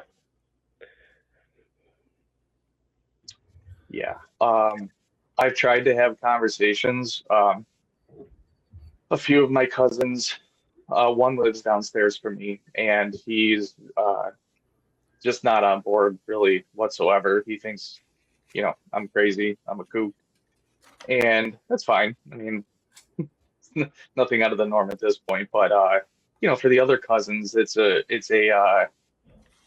tough because they validate everything through my grandfather, and how do you have that conversation and say like, he's wrong. Just if we're gonna keep this black and white, he's wrong. He's doing everything incorrectly. Still talking about Jesus / Yeshua, and if you're looking to verify information, I know everyone's been made aware where to go. YtoZ.com, read the books, just explore the website. That's what it's there for. And if they'd rather take word of mouth from somebody who's, pretty much fully entrenched still in messianic Christianity, a mixture of the two, which essentially is what that is. So, tough. Yeah, just tough. You can only do so much, and I'd almost rather them obviously not do anything at all, but to have no concept of like this is extremely serious what you're doing, and it might not feel like it. Oh, I'm just going to have dinner. I'm having some lamb with my grandfather. It makes me think of people that like I've talked to Christmas about. Like Christmas is like one of the easiest things to demolish, right? Mm-hmm. And like they'll just be like, but it's just a dinner. That's all it is to me. I don't see it as any sort of religious cyclical holiday that goes back thousands of years. Mm-hmm. I don't see it that way. For me, it's just, here's a good place to quote me out of context for anybody who wants to clip me badly. I don't care about that. I just like the gifts and the spending time together and the dinner. It's not about the religion for me, but I'll go and do it anyways because that's just what everybody else does. Right. Mm-hmm. Right. And that's just the case. I'm sure everybody has heard that from at least a dozen people. Yeah. Like, it wouldn't surprise me if that would start hitting triple digits for some of us. Mm-hmm. But at least double digits for many of us. Yeah. Who've at least had these conversations with scores of people over time. Because I know I have. Like I told you guys earlier, Joe was missing for it, but I've had a lot of jobs. I've had like 15 jobs probably. Mm-hmm. I could count them out, but we're not going to do that. But I've met a lot of people, and I've had a lot of these conversations with them because, I found out about this when I was 17, and I really only started working after that, Yeah. So it's interesting. And, yeah. I think we've all had experience talking to people is what I'm trying to say here. Oh, yeah. I've ran in, well, actually a close friend of mine, he's my swim coach, but he recently told me, because I told him, I don't know what was happening, but we just was talking, and I was like, yeah, no, I don't do holidays, and I'm not political. And he was like, yeah, like, because before that, we had like a little conversation of like, he hates religion. He's like a love-hate relationship with religion because his mom is Catholic and has always told him that he's going to go to hell. But that, like, what she's doing has also helped her. And then this was a different time where I told him this, and then he was like, yeah, no, I'm like the opposite, like give me more holidays because it's time to spend with your family. And that's just, I mean, he's an atheist, but that, like, I'm like, but what you're celebrating, like, do you understand what you're even, like, do you understand what you're doing? Like, and it's funny because people, boycott today, and they're like, let me like not go to Target because they're sending money to Israel. And I'm like, okay, well, you're celebrating Christmas and Easter, like all these pagan holidays that were are just lies, like, and about killing and all of these things that you all preach today. And it's really interesting to, I think they're just misguided, but also stuck in that misguidedness. Mm-hmm. Yeah, it's funny funny that there's. On. Keep going, Joe. There was something funny I was working on, like on the tip of my tongue, but I'll get to it. I promise. Okay. I was just gonna say it's kind of funny how, I mean, I probably have had more people tell me, I mean, when it comes to like holidays and stuff, that there is no like religious connotation with them for celebrating. Like it's just literally follow the tradition. Oh, it's Christmas. Let's get the lights out, get the tree, blah blah blah. Easter. Let's hide the Easter basket for the kids. And so it's like twofold. It's like number one, I guess to a degree, I understand if you are religious, why you're celebrating it. Okay, it's still stupid and it's still not the right decision, but at least there's that small bit that makes sense of it. Whereas the other, whatever other percentage it is, it's like they're just doing it. It's like the blind leading the blind, or I don't know, but they just have to follow with what everybody else is doing. Same thing with like the 4th of July coming up. Everywhere I go, everybody is rocking their stars and stripes, getting their fireworks, putting out the plans.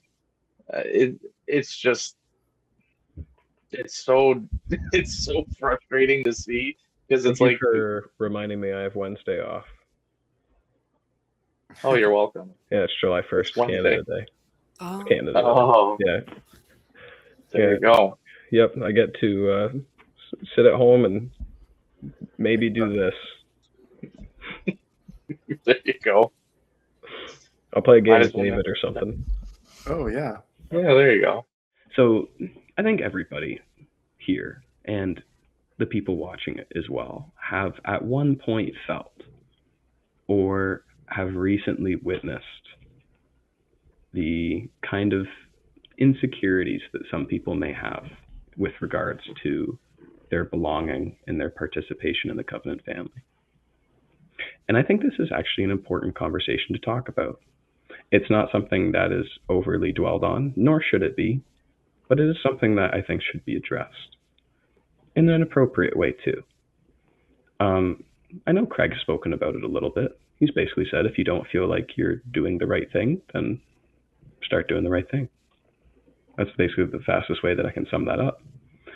And I do wholeheartedly agree with that.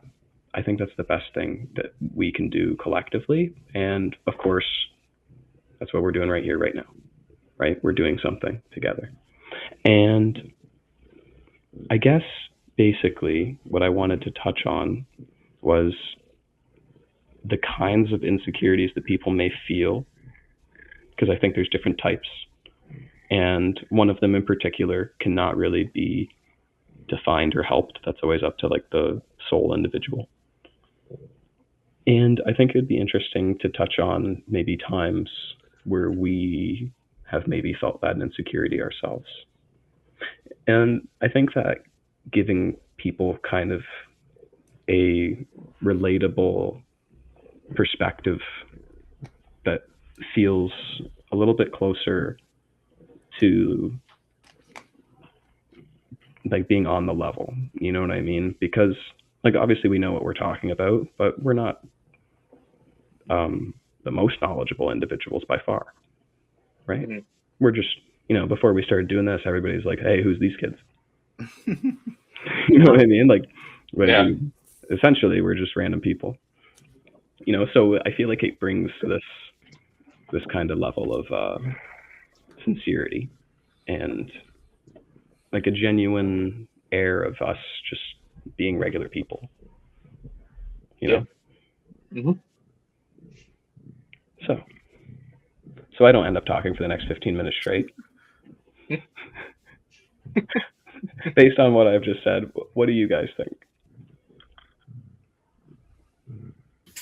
I think there's like a lot of us with like we haven't read a lot, or we've read a lot, but we haven't read it consistently, like through an entire book, dwelled in multiple sections, and honestly, it puts kind of a pit in my stomach when I think about it because I'm working on it. You know what I mean? But it's one of those things where it's like, okay,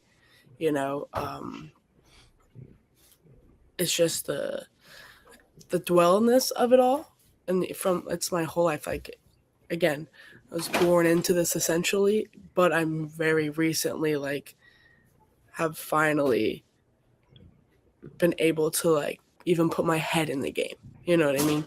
So, and that is, I think the more knowledgeable that we are about YtoZ and the unperfect sense of it all really helps those insecurities, because it brings it back to the perspective of oh, we're just people, and we're really, we're either doing our best or we're not doing our best, and we know that. So it's it's really having that self-discipline. I don't have my PlayStation up and running because I know if I start, I can read instead, like Joe has said, and so it's just finding those little things throughout the years. Okay, I have so much to read, and honestly, I was stuck there for a long time. I'd always watch, and I would always read when things were coming up, or I would read the beginning, and then I would lose my spot, and it would be this thing because I only had it on my PC. So then I'd lose my spot, and it was just oh my god, it would just be so frustrating. And then I'd read it again and again and again. I'm like, I think I've read this. Anyway, and it's not until you kind of get you're not planning, but more of you really have to have what's it called, not a plan, getting organized. That's what it is, getting really organized. I'm getting my pens, I'm bringing this book, and I'm bringing this book, and I'm going to just read. And it's just getting there, it's just starting most of the time, because once you start, it's really hard to stop. But then it becomes the next day, and you're sick or something's in the way, and then it kind of seems like a reboot again of okay, watch the show, because when you watch the show, you're just so engaged, and right. And so it's the ungaging moment of it throughout the week that puts it in perspective of okay, all right, I feel I guess I feel not empowered. I feel the encouragement to now pick up that book, because you're dwelling again, and so it's been very helpful talking with everybody. And again, the videos are so great because that's how I work.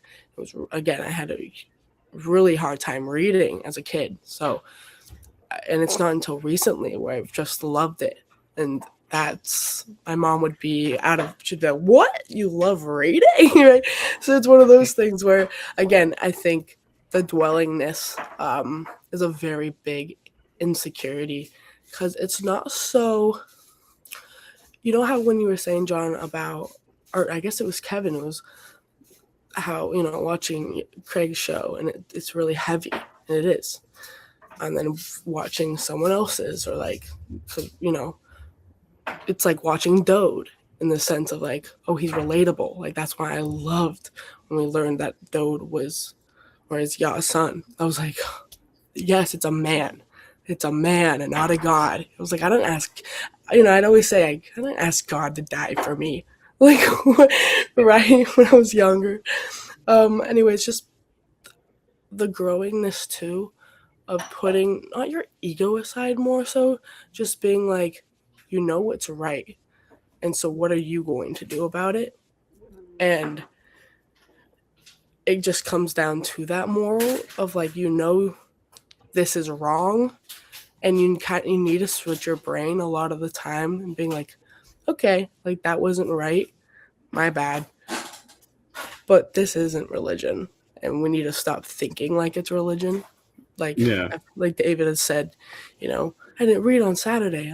Fuck, I'm gonna go shield. Like, and I'm like, oh shit, right? Like that's what I start thinking, because I'm like, oh man, you know, it's those things where it's like, oh yeah, you dwell on it, and I'm like, that's not what it is. But yeah, we also know, like with Passover and matzah and bikurim, and you know, if you're going to do it, then you need to have that discipline of like, okay, here's the world and what the world does, and then here's the set apartness of it. And of course we're always gonna have insecurities because we're human.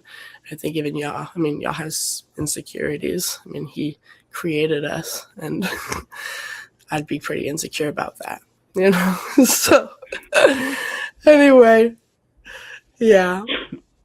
That's actually really funny. I like that a lot. Because, like, you know, I make stuff. That's kind of my jobs have always been to make stuff. And when I make stuff, I see every single flaw in the things I've made. Even if other people can't see it, I know everything's there. I know every single little mistake that I've been able to cover up or hide or blend away. You know what I mean? And when you have that particular perspective where you can see all of the mistakes you've made, as soon as you start to ruminate on that, you're doomed. You know what I mean? It's like what I was kind of picking up from what you were saying is like, and I felt this too in the past, is I would ruminate about my own expectations for myself for where I thought I should be, especially insofar as the material that I've read. Mhm. Right? And I think Yes. everybody's been there. I think that's just a safe assumption, right? Everybody's like, I should be like 10 books ahead of where I am right now. You know, at some point you probably said that to yourself. I definitely have. And it's interesting, you know, because we all get a little bit trapped in the minutia of our lives and we get distracted. At least in the past, I feel like we've all been pretty solid for the last little bit. And this is almost like a little bit of an accountability club in that regard, where we're constantly, you know, we're meeting like twice a week to talk about these things and to plan the next show. And we're thinking about things that we can bring individually to this to make it a little more exciting. Yeah, I just want to be accountable as well, and knowing what that means and what I would look for that into in a person and in a job. And it's like, okay, if I'm going to be accountable and like looked, you know, to hold like this sort of, I guess you trust me, it's this. And so it's like, okay, you know, when I'm sitting in bed, I'm like, you could be working on this, or you could, you know, it's more of like, okay, you know what? Don't be so hard on yourself. Just keep going.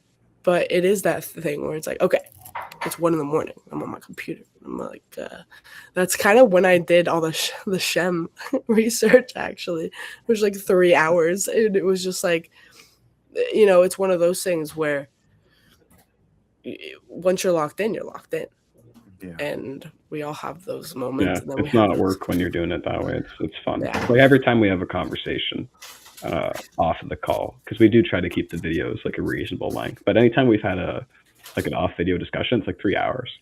Yeah. Yeah, I mean, like people will just like gradually drop out after like an hour and a half, 2 hours, but then it's just usually, you know, 2 of us talking for a couple hours, and it's pretty good, you know, and it kind of gives us different ideas to explore and things of that nature. And I think that Sena is one that I think is going to be exceedingly common, even for older people as well. I don't think that's just necessarily a young person thing. I know personally, I used to read like a lot as a kid. I could read just nonstop. I'd take like a thick fantasy novel and I'd sit down, I'd read that thing in like an 18-hour period. That'd be the only thing I'd do. I find it so difficult to do that now with like damn near anything. I don't know why that is. It has to be some personality development I had at some point. I have to really force myself to sit down to do something. Like it's hard for me to sit down this long and talk to you guys that wanted to like stand up and go walk around and have a cigarette and then go do something else and then do something else and then come back and talk to you guys for like 25 minutes. And Yeah. I annoy the crap out of Dawn with that because I'm like we'll do something together for like 45 minutes to an hour and I'm like, all right, I'm gonna go do something else. I'll be right back. And half an hour later, even hours later, I'll come back and we'll do something else. But it's like sometimes I struggle with that personally.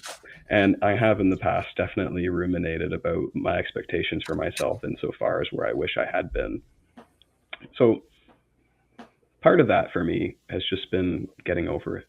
Because it's like, okay, you're not going to be able to go back and use your time again. So just use your time going forward the best way you can. Right now, it might not necessarily be me trying to pick up a book and read for 18 hours a day right now. That might not be the best use of my time, for myself and then also for the relationship, because it's this idea of if you're just sitting back constantly taking information in and you aren't acting upon it, are you really internalizing that to the best way you could? Yeah. In living it. Yeah, because knowledge doesn't equal wisdom. Yeah, I like to say the difference between intelligence and wisdom is that intelligence is knowing that a tomato is a fruit and wisdom is knowing it doesn't go in a fruit salad. Mm-hmm. Right? Okay, so first of all, I concur with both Sena and John about the expectation of where, holding yourself of where you think we should be, taking more time to read, maybe watching more shows than I do reading, so on and so forth. But the one thing, and it's been talked about a number of times in a few shows. I know it was mentioned today on the blog, but up until I think we learned about Dode and him as the player in the game that we didn't know was his role, I always had a tough time. Like, I wanted to always feel like if somebody saw me, I stood out differently in the sense of the way I hold myself.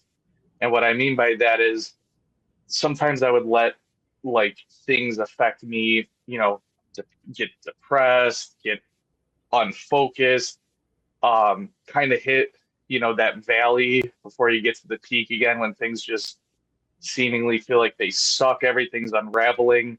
And then, kind of hearing Craig talk about, if you're feeling that way, stop internalizing it, stop focusing on yourself, focus on other people. And I feel like I'm still working on it. It's a work in progress, but I'm definitely, I want people, especially now that we're in, the time of troubles, I want somebody to look at me and be like, dude, why are you so calm? Why everything's falling apart? Why do you seem to be like steady Eddie the whole time? And I know that's been like one of the things that's definitely been a struggle, because everybody's got stuff that they've gone through, whether it's family, friends, work, so on and so forth. But I know some of us do have a tendency to really hold on to that, and it then affects everything from mood to motivation to, you name it.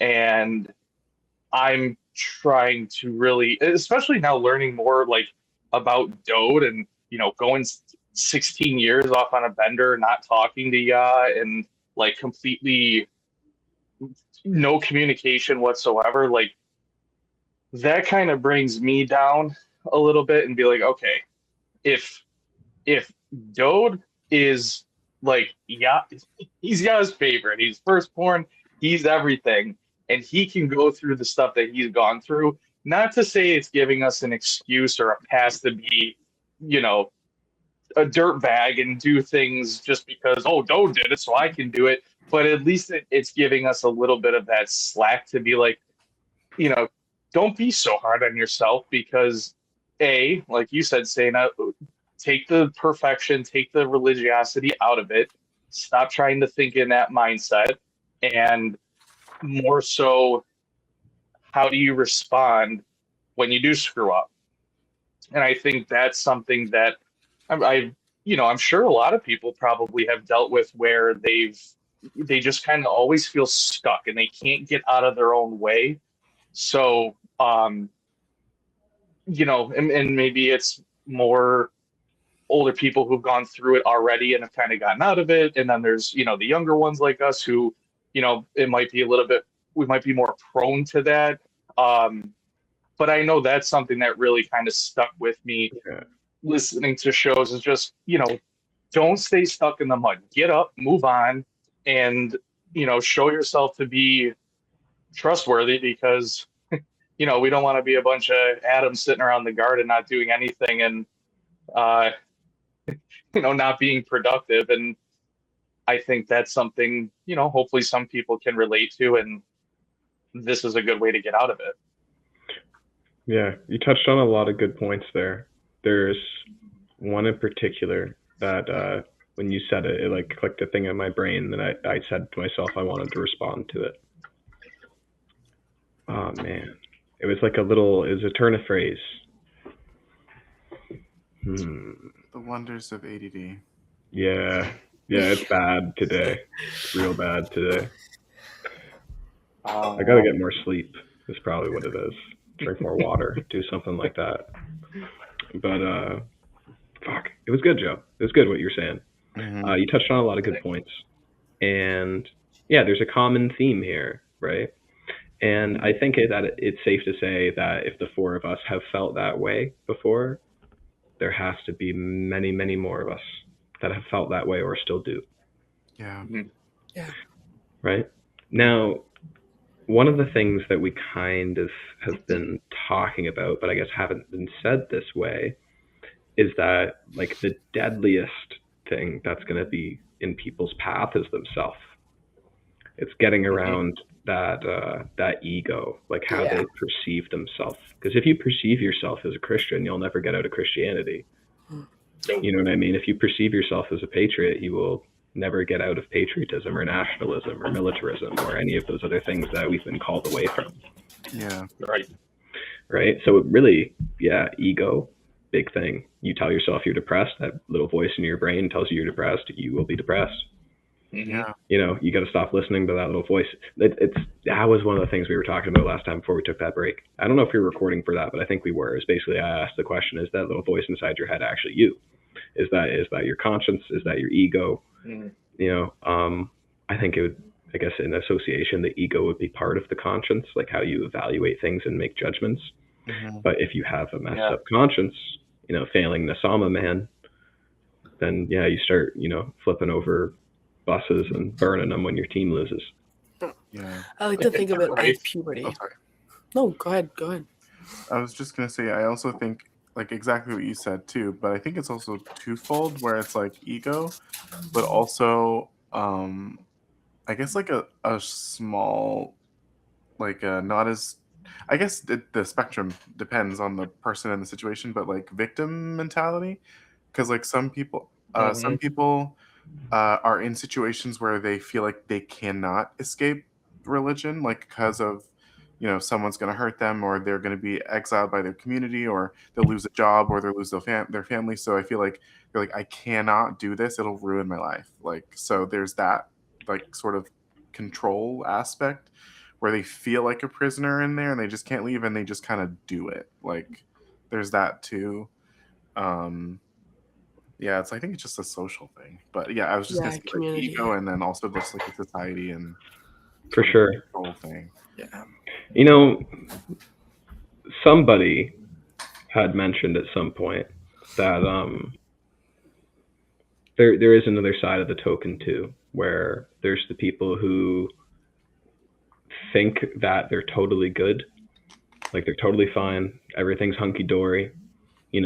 I show up on Pesach and I eat the lamb and I eat the matzah crackers, and I show up to the shows once in a while, and I read a book once in a while. Kind of where we were in the past. Yeah. Like everybody's Yeah. been there at some point, right? There's no Yeah. shame in saying that you were there at one point. That's just a part of growing through this, is like Right. you go from that elementary phase where you're just learning and trying to learn, and maybe you still got a lot of shit wrong, who knows? And you kind of step up and, you know, graduate a little more, get a little more involved as you learn more, right? And it makes me think about people who are still kind of stuck in that spot. Because think about there are thousands of people who've heard this information. Yeah. There has to be. It's Yeah. like Craig was talking about today. If there's maybe 150 of us, like that are like solid, then there has to be thousands of us on the fringes that are just kind of floating in the ether, right? So it really makes me wonder. And maybe that comes from a place where the thought is that this is a gift that's given to us that we cannot earn for ourselves. Yeah. And it's just, I feel like that's a little inaccurate. Can Of you course. say that one more time? I think I misheard. Okay. Essentially that there's an idea that all of the benefits that we get from participating in the covenant are gifts that are freely given that we can't earn. Oh, okay. Right. Like we're not deserving. Yeah, like, Right. but also like the idea that, you know, say, okay, so Dode fulfills Pesach Matzah Quorum, and because of that we benefit from eternal life. All of our guilt is taken to Sheol, and we're adopted into the covenant family. And there's probably a point, I guess it's this idea that, okay, Dode did all of that, so I don't have to do anything. I just get to reap the benefits and the rewards of what he did, so long as I acknowledge it. And that sounds a little religious to me in some like respect. Christianity. Yeah, it sounds exactly like Christianity. Just believe in Jesus and you're good to go. You know what I mean? And you will be saved. Exactly. So it's like we need to. Actually, that's actually a really good point. We need to talk about stuff like this too, because there may be people who listen at some point that are like, "Oh, I didn't realize I thought that way." You know what I mean? And they might need to change their mind about certain things going forward. But you know, it's just something to think about. That's another big block that people are going to get in the way. And these people might not necessarily be like insecure. It might be the opposite of that. They may feel very comfortable and confident with where they are. But I think that's probably something. I think it is, because I remember early on, like maybe years the first years couple ago, of like years, a decade ago.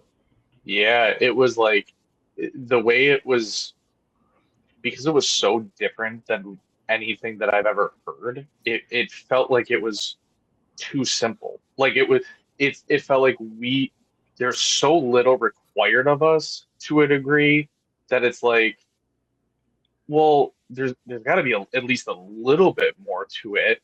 You know, observe the Moed Mikre, 5 terms and conditions of the covenant.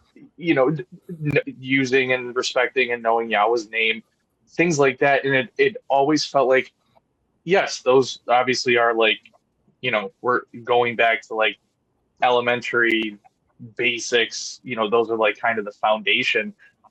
But it for me at that time, I was like, that's it? Like, that's all I have to do? And it felt like there was still more to the story. And then years and years and years went on, and then little insights kept popping up, and boom, boom, boom, boom. And then all of a sudden, bam, we get to Dode. And then it just kind of ties the whole story together. And then the more, you know, acting and engaging upon.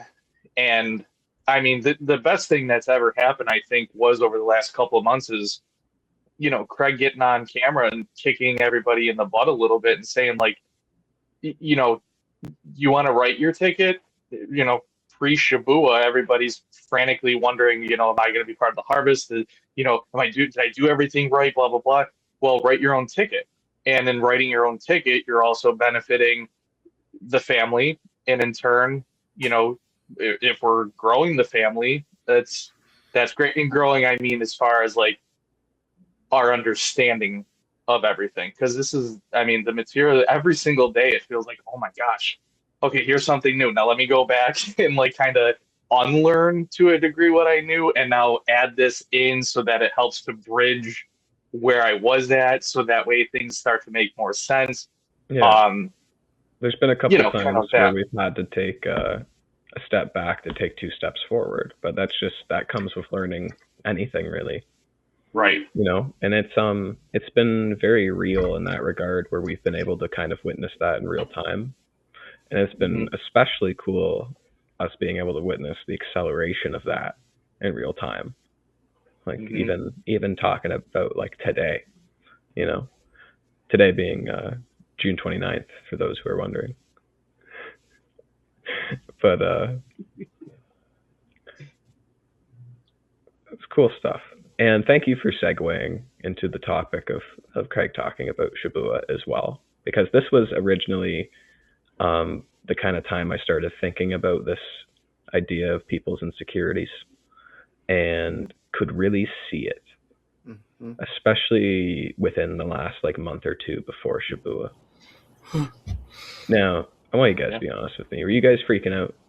Or were you guys cool as a cucumber? I was playing video games, kind of just waiting to go. I was just like, I'll be honest, I was 50-50.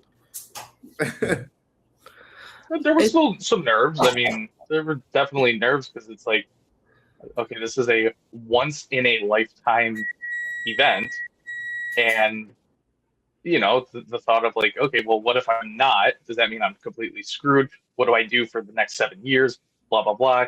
But then I felt like just the shows and being able to listen to Craig, and I believe that was when he was going over the basic shows about Shibuya. That put me at ease, and that's just me. But I have a tendency to sometimes, like I mentioned earlier, I can get a little hot and a little cold here and there. So yeah, frantic at the beginning, and then much more calm. And especially that, you know, now that we're doing this, it's like it's all for the right reasons, and that's all we can do. Yeah, I actually enjoy this a lot. This is actually more so for me. This is just for fun. This is actually just a lot of fun for me. That's my main motivation for being here and doing this show with you guys. Is I got a bit of a kick out of it. Yeah, it helps individually as well. It also, it makes me feel like I'm doing something. And I've wanted to do something for a while. And I guess I don't know if I've said this on the show before, but maybe I have said this semi-publicly a long time ago, but I kind of, and I told this to you guys before, I kind of had the idea that I was like, I wonder if it would be cool if other people did shows in accessory to the YtoZ brand in general. Not necessarily on the brand, in the brand, but about the same ideas. But I thought to myself, I was like, man, I don't know if I want to take away from it. That's what I kind of thought at the time, as I was like, I mean, one, who would watch that? Two, you know, Craig's show is way more important, and I wouldn't want to take away from that. What am I going to do? Try to compete with a show? No, that's stupid. But I'd want to do something like that to like be interesting and kind of surround the idea, you know, even if just tangentially. So it's funny, after what's transpired a couple months ago, that it was kind of like a call to action, and I was like, oh, okay, maybe that wasn't such a bad idea after all. It was just a little early. But no, it was really cool for this. And I did see a lot of chatter kind of in people's comments on the live shows and on the YtoZ website coming up to Shibuya. And I will say, I did not think at all it was going to happen this year. No, that's just my personal thoughts. I was like, it's not happening. I don't think so. I didn't think I thought it was way too early with all of the moving pieces that are currently going on. I was like, I mean, it could, but I don't really think so. If I had to, you know, if I was a betting man, I didn't think it was going to happen this year. Now that's easy for me to say in hindsight. So maybe somebody's going to hate on me for that. But I legitimately did not think it was going to happen this year. Well, it was interesting, may I add, because I got back from Barcelona, and I had always just been to y'all, like, literally even from, like, last year. It was, like, one more year. Like, please. Like, I just need, you know what I mean? It was one of those things where it's like, I just didn't get, I knew I hadn't done enough. Like that's the truth. And so like it was one of those things where I was like, one more year, please, right? And then when I looked at the timeline and it changed from 2026 to 2027, my stomach dropped. And I was like, oh my Got what God. you wanted. Oh yeah. Which is I think really all of us wanted this extra year. which yeah, I think deep down you didn't want it, David. You wanted Literally- off the rock. You wanted to literally- get out of Dodge as soon as possible. Literally, I'm not even joking. I was just like, get me the fuck out of here. yeah. Like, I was waiting for like the light beam to come and just take me away. Like, Yeah. I'm not gonna lie. I want the extra year to do this. no, Yeah. no, I- Yeah. but You know, after a year though, am I gonna want like an extra 6 on top of that to keep doing it? I don't know. We'll see. You know, we'll pass it off to somebody else maybe. Who knows? But I wouldn't mind doing this for another, 350 episodes. That'd be cool with that. yeah, But anyways, reading all these people's comments, Yeah. I could see so many people were very deeply concerned about whether or not they would have been included. And I'll say that once I heard Craig say that his speculation or reasoning, I don't know if it's speculative or if there was like a definitive 100% like evidence for the number 80. I know it's based on the 8 individuals that are mentioned mhm. in the attendees, right? But anyways, as soon as I heard that number 80, I just laughed and I'm like, okay, cool. No reason to worry about it. Yeah. There's really no reason. I guess like if there's only 150 of us, then like 80's like half. But who knows? There could be more later. There could be True. any number. Who knows? But anyways, point being, once I heard it was that number and it wasn't very large, I was like, okay, why worry? That to me means that probably most people are just going to be here, which is fine. Then that's the normal outcome in that case for us. And if that's the case, why worry about it, for one? Yeah. And two, if we're all ending up in the same place anyway, why does it matter if we take the bus or take the train? Yeah. If you're getting there, it just might take you a bit longer. I think that's why I said I wasn't scared initially, because I didn't deep down I didn't think we were gonna go, and I just really wanted to, and I was like, I know we're gonna stay, but I just really want to leave. But also, oh no, my train of thought. It's okay. This isn't live. You can take a minute. I got it. So, but also, it was just like, I don't know. It was, I wanted to, I don't know how to say this. Like, I was comfortable with the fact of going or staying, because like either way, we know the playbook kind of. So I was like, okay, if I go, that's like best case scenario, like awesome. Worst case scenario, I stay and I know exactly what the 7 years are going to look like in terms of like what's going to happen and blah, blah, blah. Not the fine details, but we have the bullet points kind of. So, The Cliff Notes. Yeah. So I'm like, I think The that's Craig Notes. the Craig Notes. Yeah. So I was like, yeah, I think either way I'm good. And so that's why I was kind of just like not freaking out. I was shocked that I wasn't. But yeah, I don't know. That was just me. Yeah. Yeah. I think there's just. Go ahead, Joe. Oh, go ahead, Sena. You go. No. You go. No, you go. No. Canadian standoff. All right, fine. Freaking hurts. Bart heart. I think it's.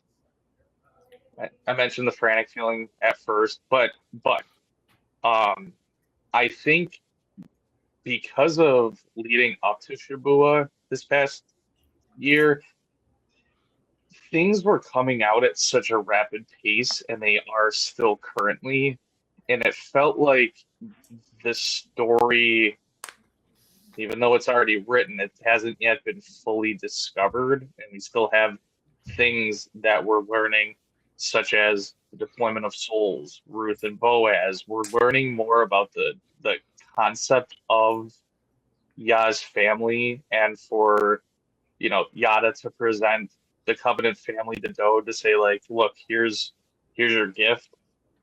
The gift should be prepared And I think by us having more time to do this, to contribute and to help benefit other Covenant family members, but also the individual growth of like, you know, it is accelerated so much. I think back like 6 to 8 months ago, and things were a little bit more like on the slow trajectory, whereas you can go from a Monday to a Friday and be like, whoa, like Yeah.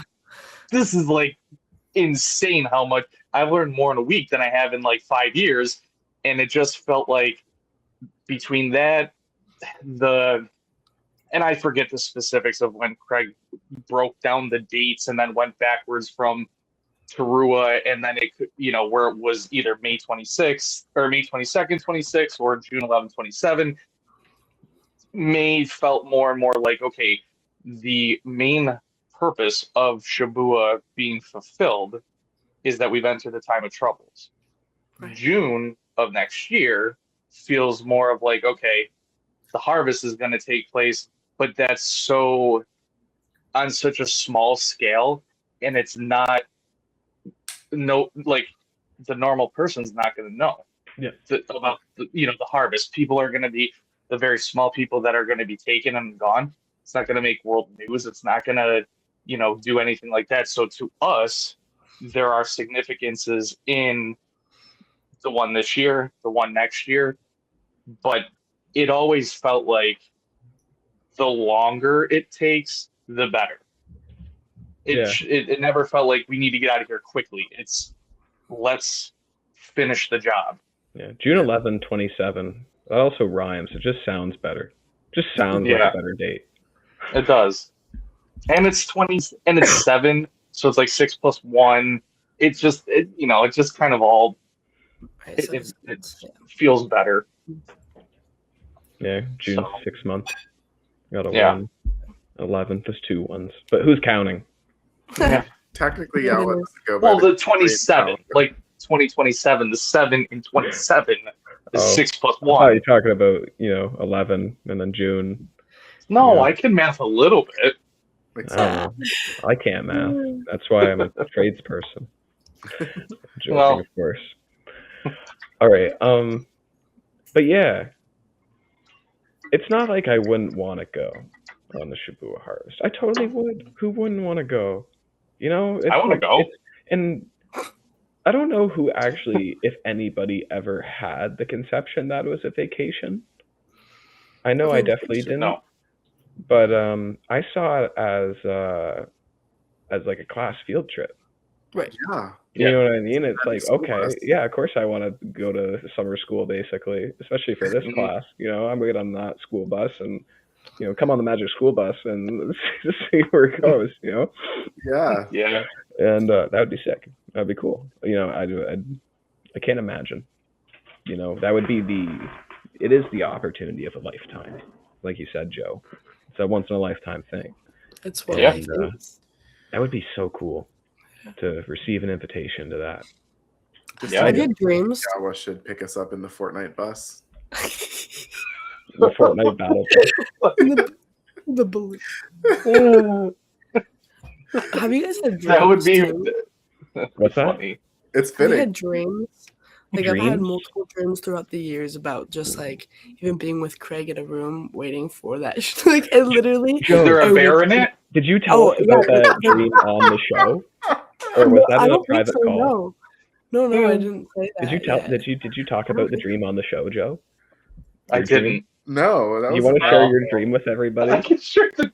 Yeah, I could share it. Give us an with the abridged bear? version. Yeah, I'll give you the abridged version. So it was the night before we recorded, and I was going back over coming home just to make sure I had notes and everything ready to go. So I went to bed pretty late. It was probably like 1 a.m. Had a dream, and the 4 of us were in it. Craig and Leia were in it. And as I mentioned, John and I were off in some room. Now, I'm going to say this didn't look like the house that they live in. So It's a dream house. Nothing's right. yeah, it was like all I kept thinking of is Pennsylvania. There was a lot of trees in the backyard. It was like a 1930s looking house. It was still rather big, so there were multiple rooms. But anyways, that's besides the point. So John and I go into the other room. We're watching Craig translate. We're picking his brain. We're, just in awe, watching like, holy cow, this is how he does it. And then John and Sena, David and Sena were with Leah. You guys were in the other room. You guys were working on music, and that was all taking place. And then we all were ready to like start eating lunch, and there was a big window, maybe like this window, and all of a sudden the screen and the window were up.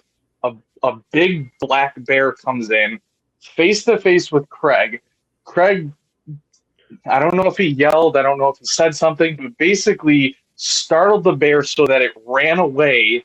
We all booked out the back door looking for the bear. We ended up finding like 3 or 4 of them. All of a sudden, we're like, call Kevin. We need like some help. We need a man's man to help us out here. And then David, I think John and Sena were still in the house. David was off running because all of a sudden 3 bears ran by me as David's running to the front door. There's a little side deck where with another door, and the 2 bears stopped. One was chasing David. 2 stopped and looked at me. And all of a sudden, as dreams do, I'm moving in slow motion, like my feet are in quicksand. And right as I'm about to get to the door, the bear's right behind me, and then I woke up. And I just thought it was so weird, but it was funny. Dude, it was so funny when you told me that for the first time. I think I actually cried a little bit just because it was so funny. Well, I think, and I wish I could do it more justice, but it was like Craig, Craig being the bull, just stared. The bear was up, like on its hind legs, and Craig just gave it a look and was like, "Ah!" And the thing ran away because you're supposed to get loud and big with the bear, and the thing took off like it was shot out of a cannon, and then the rest of us were just pussyfooting around trying to get away from him. So yeah, I don't know why that happened or where those details came into play, but that was my dream 2 weeks ago. Where the bears come from? That's funny. I don't know where they came from. So Sena, what were you gonna share regarding that? Sorry. We just had to talk about Joe's dream because that one was too good. I agree. I was just saying that like over the years, and I'm not sure like particularly when, but like I've had dreams where like Craig's there and we're at like the dinner table and it's the harvest and he goes and I'm like crying or like what like or something, just being freaked out about like I'm here. Right? Like I don't know, I've had multiple dreams like that. It's like she's gone. I'm like, I think my mom made it. Again, it's just like, though, just what's in your mind. Was it like a alien, like a beam, like a just beam slowly going up? No, just gone. Oh, just okay. Because the way you were like, that would be hilarious. Look out, killed me. Yeah, it's like they're here. Oh my god. Ooh, I'm sweating. That's funny. funny. Do you have any wild dreams like that, David? No, I talked to you guys about this off the air, off oh my god, off video, but like I'm a lucid dreamer, so I can control my dreams, but when I have nightmares, when I can't control my dreams, I don't have normal dreams. So like I remember one night I had a dream, my first time when I realized I could lucid dream. I was like really, really young. I don't remember how young. I was younger than 10. And I had a dream where I lived 20 years worth of life and I felt every single day go by. And so I remember waking up screaming and I was sweating and I was like, oh my God. And I'm like looking at myself and I was like, I was looking for the things from my dream. I'm like, where's my family and my friends? Like, where's my apartment? Like, I was like I'm 10 years old. Like, what's going on? You know So, what's weird is you hear stories about people having like dreams or like psychedelic experiences like that. Mhm. And like I always thought that the certain kind of things that happen in your brain like that were just kind of like, okay, that's just somebody's story. I always thought it was a good story until I had my workplace accident. And I was like, damn, the things that your brain can do to you, you have no idea until it happens. And you're like, Yeah. wow, okay, time to, like, I have so much more respect for what my brain can choose to do to me after that. Right. It is kind of crazy. that was just the first one. The Yeah. other one was it was like a horror movie. It was like I don't even know what caused it. I think I watched something scary, which I don't do for that reason, because it gets into my dreams and I can't do it. And so I remember I don't know what I watched, but I watched a scary movie, went to bed thinking I'll be fine, and then I had a nightmare. It was like saw blades, like the ones that spin with the things on them.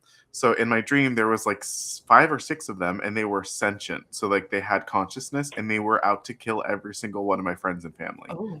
And so they were just like, we're gonna kill them all, and I just couldn't move, and I just like watched them slaughter my family. It was so random. I don't That's know. terrible. That's actually pretty crazy. It's So, nuts. Oh my gosh.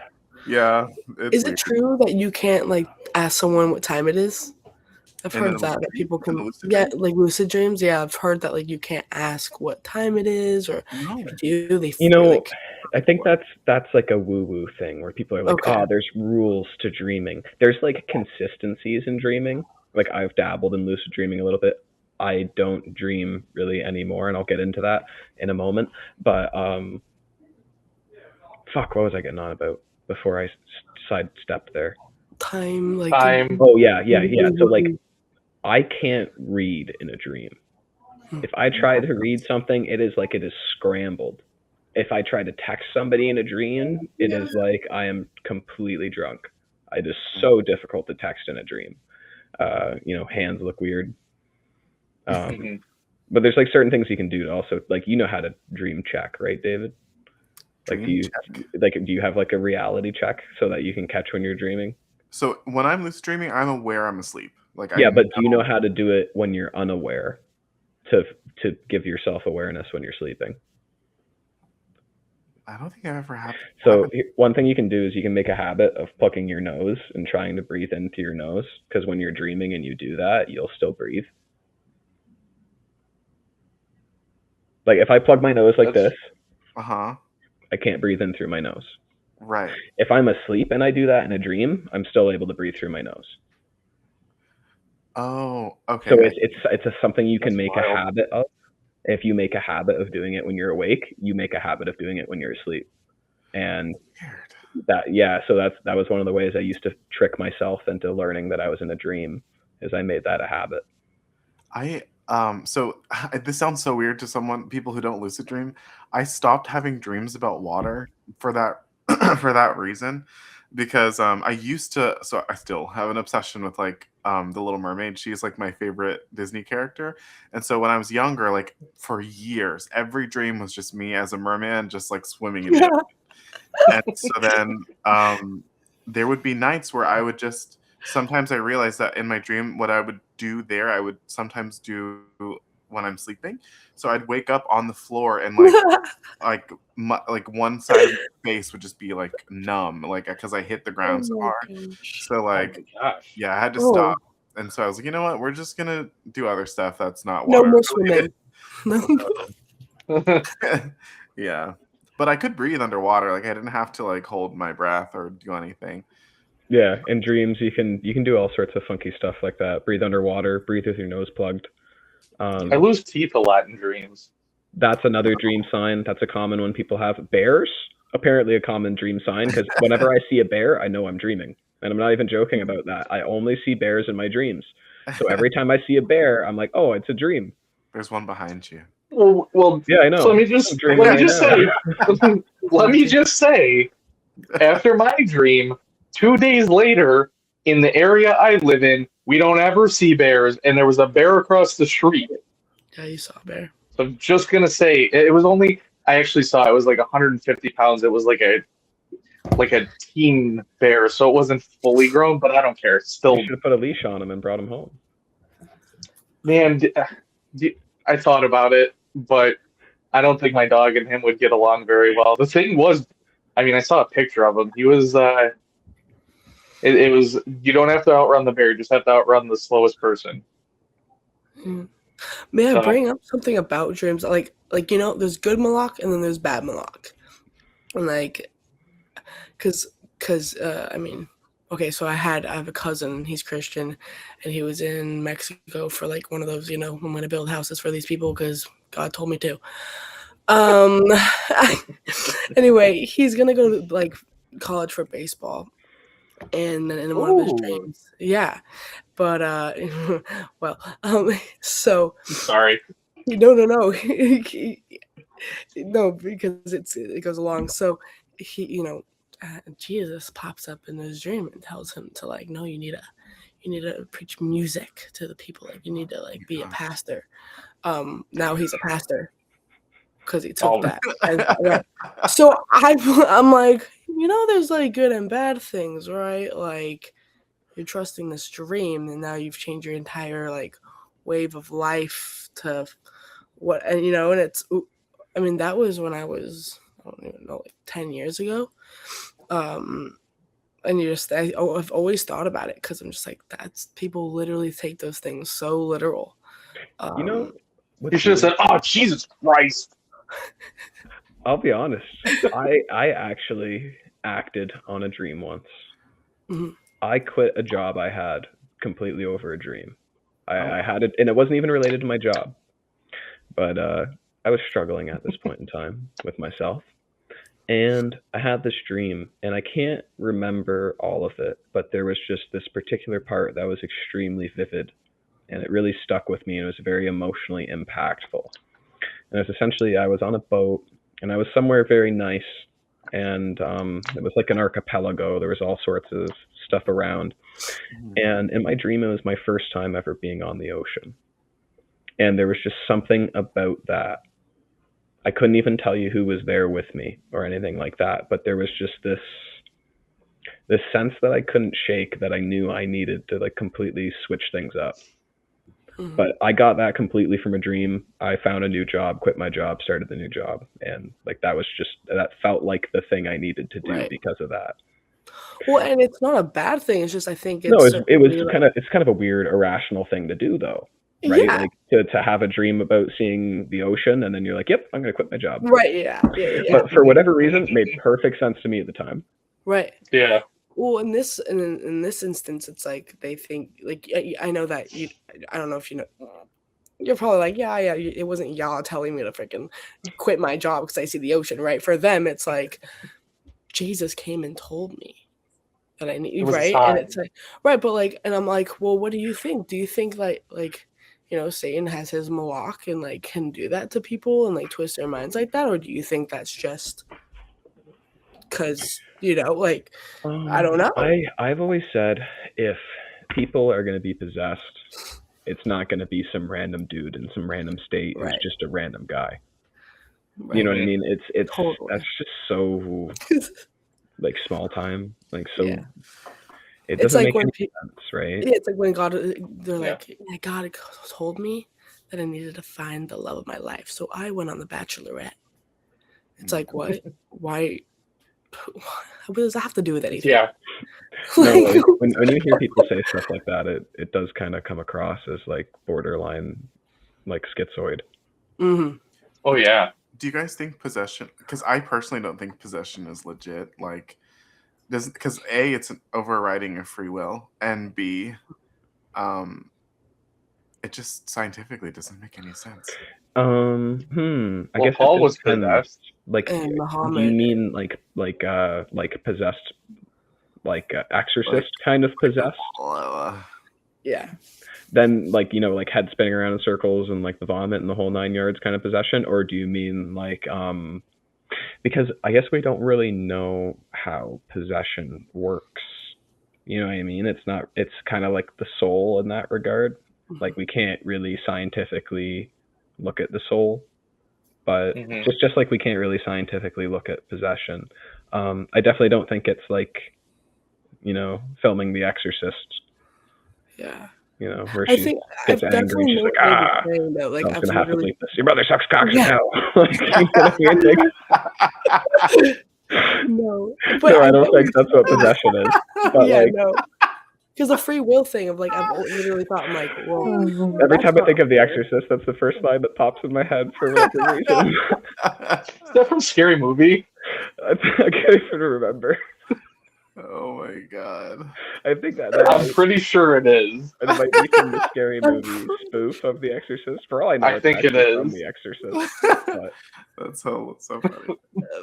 But but no, it's a good topic because it's like I literally, when you hear that word, you're like, well, wait, but like they have to choose that. Well, we're choosing to be set apart. They're choosing another way, and it's like, okay, the reason why Paul and Muhammad and Hitler and Trump are possessed is because they chose this way of like have no empathy, and I think that maybe the Nasama comes into place, right? Like the soul, So does that mean like everyone part of like it that that is they don't possessed? have. I don't think so. I think Well- because go ahead. I have a not a theory, but I have something I want your guys' opinion on. So like my grandma, a few of my cousins, they all go to psychics. They all like play the Ouija board. They Mhm. all do that type of stuff. And I was always under the impression if you're exposing yourself to it, you're opening yourself Right. up Yeah. to, demonic presences and whatever. But at the same you know time, what? like, I just had our fact checker who likes to kind of watch these while we're recording these sometimes. It is actually from The Exorcist. That is the chick quote from The Exorcist. oh, it is. Yeah, I thought it was. And you said, is that from a Scary Movie or something? It made me really second guess myself. I was like, do I not know my cultural references anymore? Am I mixing up spoofs with the real thing? And I don't know, if the snakes are really not on a plane or if they are. Oh my god. Yeah. But yeah, sorry to circle back around to that. But yeah, No, that's fine. now our resident fact checker also has a little bit of mysticism kind of background insofar as research that has been done.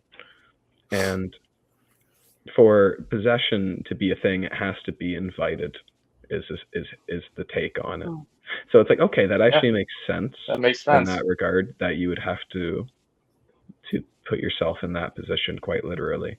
I have heard Mhm. that, but how do they know? Because like I don't know, but I highly doubt that Trump and like all these other like, well, maybe Paul knew about like Yahweh and the covenant and stuff like that, but I highly doubt Trump is aware. So I think like, how does he know? Well, dude, it's like I picture like Satan wearing like a wrinkly skin suit, because like that, I don't know how he's alive otherwise. Like the guy looks like he's literally just gonna roll out of bed and like turn into a pancake any day. Yeah. Mhm. But I don't know, man. I don't know. It's gonna be a question for you. It is. Yes, It's Yeah. works. yeah. You know what? I get what you're getting at, David, because it's something that's like we can't really math. The math isn't mathing. Like I know there is a math, we just don't get it. Yeah, exactly. It's like so for all intents and purposes, I'm going to refer to everything that we do not understand that has some form of reality. I'm just going to call it magic, because it basically is magic. It's something it's some sort of science that we have no idea that exists or we don't understand yet. Right. In whatever form it exists, whether it's this dimension, extra dimensional, whatever. Mm-hmm. For the sake of it, it's magical to me. Yeah. And I feel like it kind of falls under that somewhere. Maybe there's people who've like really done their research, and maybe there actually is an answer somewhere with the very specific language. Mm-hmm. I don't know though. That would be really interesting if somebody can dig up anything that's like legitimate on that. That I we know can Craig has look at. talked about like the chariots and stuff, and he's like, if you don't like it, well, this is what it right, and that's to us it's supernatural. Like we just can't understand it. So I know that with the chariots, that's I mean that's Yeah, I get what you're saying there. You know? That's it's kind of magical. right. You know, it's just like honestly, like anything that YtoZ does that we can't really understand is kind of magical. Yeah. You know what I And mean? the Like way the plagues that struck Mitzrayim Right. are a little magical in that way. You know what I mean? Like yeah. like we don't 100% know how they happened. Are they explained through natural phenomena? Probably. Like I would think so. That's probably how YtoZ chooses to do it. But I have no idea how he does it. Well, he does What have about when Sorry, what's that, David? I was just saying he does have control over everything, so all he has Yeah, so like why not? use the laws that he already wrote. Yeah. And what were you saying too, Joe? well, I was gonna say like when oh, what was I gonna say? Oh, hang on. You got this. I'm blanking. If I think of it, I'll come back. I That's forget. okay. But yeah, it's an interesting idea, especially like for like a speculative topic, because I don't know if there's definitive answers, like I said, but it could be interesting. And honestly, insofar as it comes to like possession and like super occulty stuff, I just don't care that much. Yeah. You know, Oh. I wish I could like just magically get the answer, because you know then it would just be simple and I would never have to invest time to find it out. Yeah. But at the same time, it's like I just don't care enough to spend the time to find out stuff like that, especially because I find it counterproductive in the first place. True. Mhm. You know what I mean? Like now, understanding the mechanism in which like spirits can interface with the soul, I think that's interesting. You know what I mean? But I don't know, 6 one, half dozen the other. I was Yeah. just thinking, like, because with possession, or not possession, just like magical things, like in general. Sorry, I was trying to check the website for the Hebrew word that Craig was using to get to possess. I couldn't find it.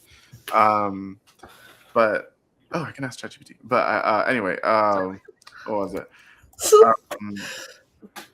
Everything wrong with our generation, and everything right at the same time. No, because I have all of the books uploaded to ChatGPT. Yeah, you were saying. Yeah. I think you said that last time we were recording. I don't know if you said it when we were actually recording, but you definitely said that last time. Yeah. Kana? But like the way that because I remember I've read that part multiple times because my friends constantly had asked me when I did explain stuff about the covenant and YtoZ to them. I went over like sort of everything that YtoZ said that he saw as like detestable, and I was going over like necrophilia and like sacrificing your daughters or whatever and all those types of things. And I know like speaking to dead spirits and whatever. Yeah, divination. Yeah, but the way that I understood it was it's not that those things are actually real, it's just that they're a distraction. So I was just like, because they don't do anything. Like if you talk to a psychic, like tell me what's going to happen in 2033, and if she says something about like so left field, it's like this bitch doesn't know what she's talking about. So it's like there's no literal like she's not getting voices from anybody. There's no like thing from it's just manipulation, right? Yeah, it's just you know what? We could do a whole episode talking about like busting these like mystics, like the bullshit mystics that just scam people, like psychics and mediums and even like mentalists.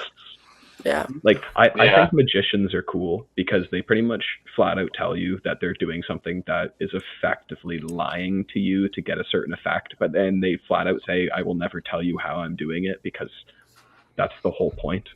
Yeah, that's the fun part. Right, exactly. You go in, know what you're doing, right? But like somebody who's a psychic is like, oh, I'm going to help you find the love of your life. I'm going to help you solve your money problems. You could be really lucky. Blah, blah, blah, blah, blah, right? Whatever you want to hear to get you in the door and coming back a couple months from now, right? And it's just things of that nature. It is kind of silly, all the things that people really put credence into. Because I mean, it's one thing when you're like 12 years old and you bust out the Ouija board with your friends during a sleepover at 3 o'clock in the morning and you're screwing around with that. Oh, that's one thing, right? But like, you should never take that seriously. Like, I was just told never to touch it, so Yeah, that's the thing. I never did. stayed away. See, that's Oh, the I thing always too. did. Is there are so many people who take it like super seriously, where they're like, "Oh, if you touch a Ouija board, you're inviting the demons in, boy." It's like I don't know about that. I never took that Yeah. seriously. I think what would they want to do with us anyways? We're just Right. kids playing with a damn board game, essentially. Yeah, I Right. never believed in it as a kid. So when I did come across those types of things, I wasn't afraid to play around with them. So like my cousin brought one out at a family dinner, I think, and they were like, "No, don't do that." And I literally just like doing the thing, and I started like pretending like it was taking over my body and stuff, and I was like throwing myself against the wall. It was so funny. Reminds me of that That is episode from funny. The Sopranos. Is there a I Ouija don't know if board anybody gets episode the reference. in The Sopranos? Yeah, there's an episode where the Tony's son and I think it's his son. He's messing with one of the family's other kids, and their mom just died, and so they go in his room and they have their eyes closed. He's literally messing with them, like throwing water at them and doing everything like you're saying to make it complete bullshit. But it just reminded me of that. Oh, somebody's got to sell it. Yeah, exactly. Right. It's like when I see my grandma, when she sees a cardinal, she always cries because she thinks she's seeing her mom. I'm just like, oh my god. Oh my gosh. It's I a know, bird. every time I'm like, it's a spider. There's like You a say a billion, cardinal? bajillion in your. A cardinal, yeah. Oh, I think I've heard that bullshit before from people around Mhm. here too. I have Same no with idea where the heck butterflies. that comes from, but it's just like, what? It's a thing, I guess. I don't know. Oh my gosh. Yeah, when you have a You know, death in the every family, time I see an ant, I'm gonna be Oh. like, there's my great Right. great Well, they're just like, great because great That's they my aunt. left third it. cousin Like, once removed. No, they're all my aunts. No, they're all your aunts. With a That U. makes sense if they're Yeah. aunts. Yeah, Yeah. exactly. Aunt. like people. My aunts when are you the have a aunts. death, I'm dead. Not literally though. No, when you have a death though, people try to be like, you'll find your mom in anything. Look, there she is now. And I'm like, what? Like literally, and like she's like, they'll be like, she's always Has with you. somebody Like, actually said that to you? she's just sleeping. Like, especially yeah, the like, look she's there like- she is now line. Well, Like they'll that is just be like, especially she's messed always.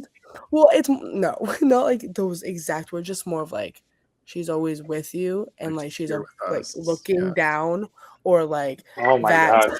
Yeah. Hey, like when so it's like when your favorite animal or her favorite animal or whatever, it's like that's her. I'm like, and people will try and convince you these things that so you don't feel alone, but it's like she's just sleeping. Like, I'm sorry I'm laughing so hard. It's just Oh, that's it's so fine. insane to me.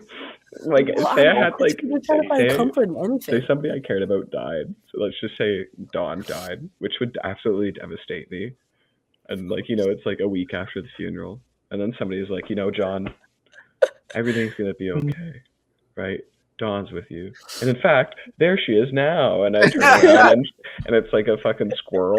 And I'm like, Or it's your Or your there's teddy a bear worm. behind you. Yeah, there's like a worm on the sidewalk, and then it comes back to that That's question Dawn. where Dawn always said, "Would you love me if I was Right. a worm?" Worm. And now I have to, and I'm Oh taking my- care of this worm now. I have to take care of every worm I see because I think it might be my girlfriend.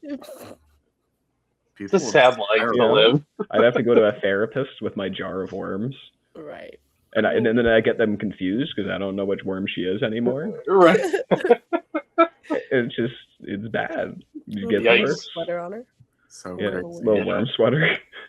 Well, it's funny because people are trying to like make make you feel comforted and whatever, but it's like I know that that's not it.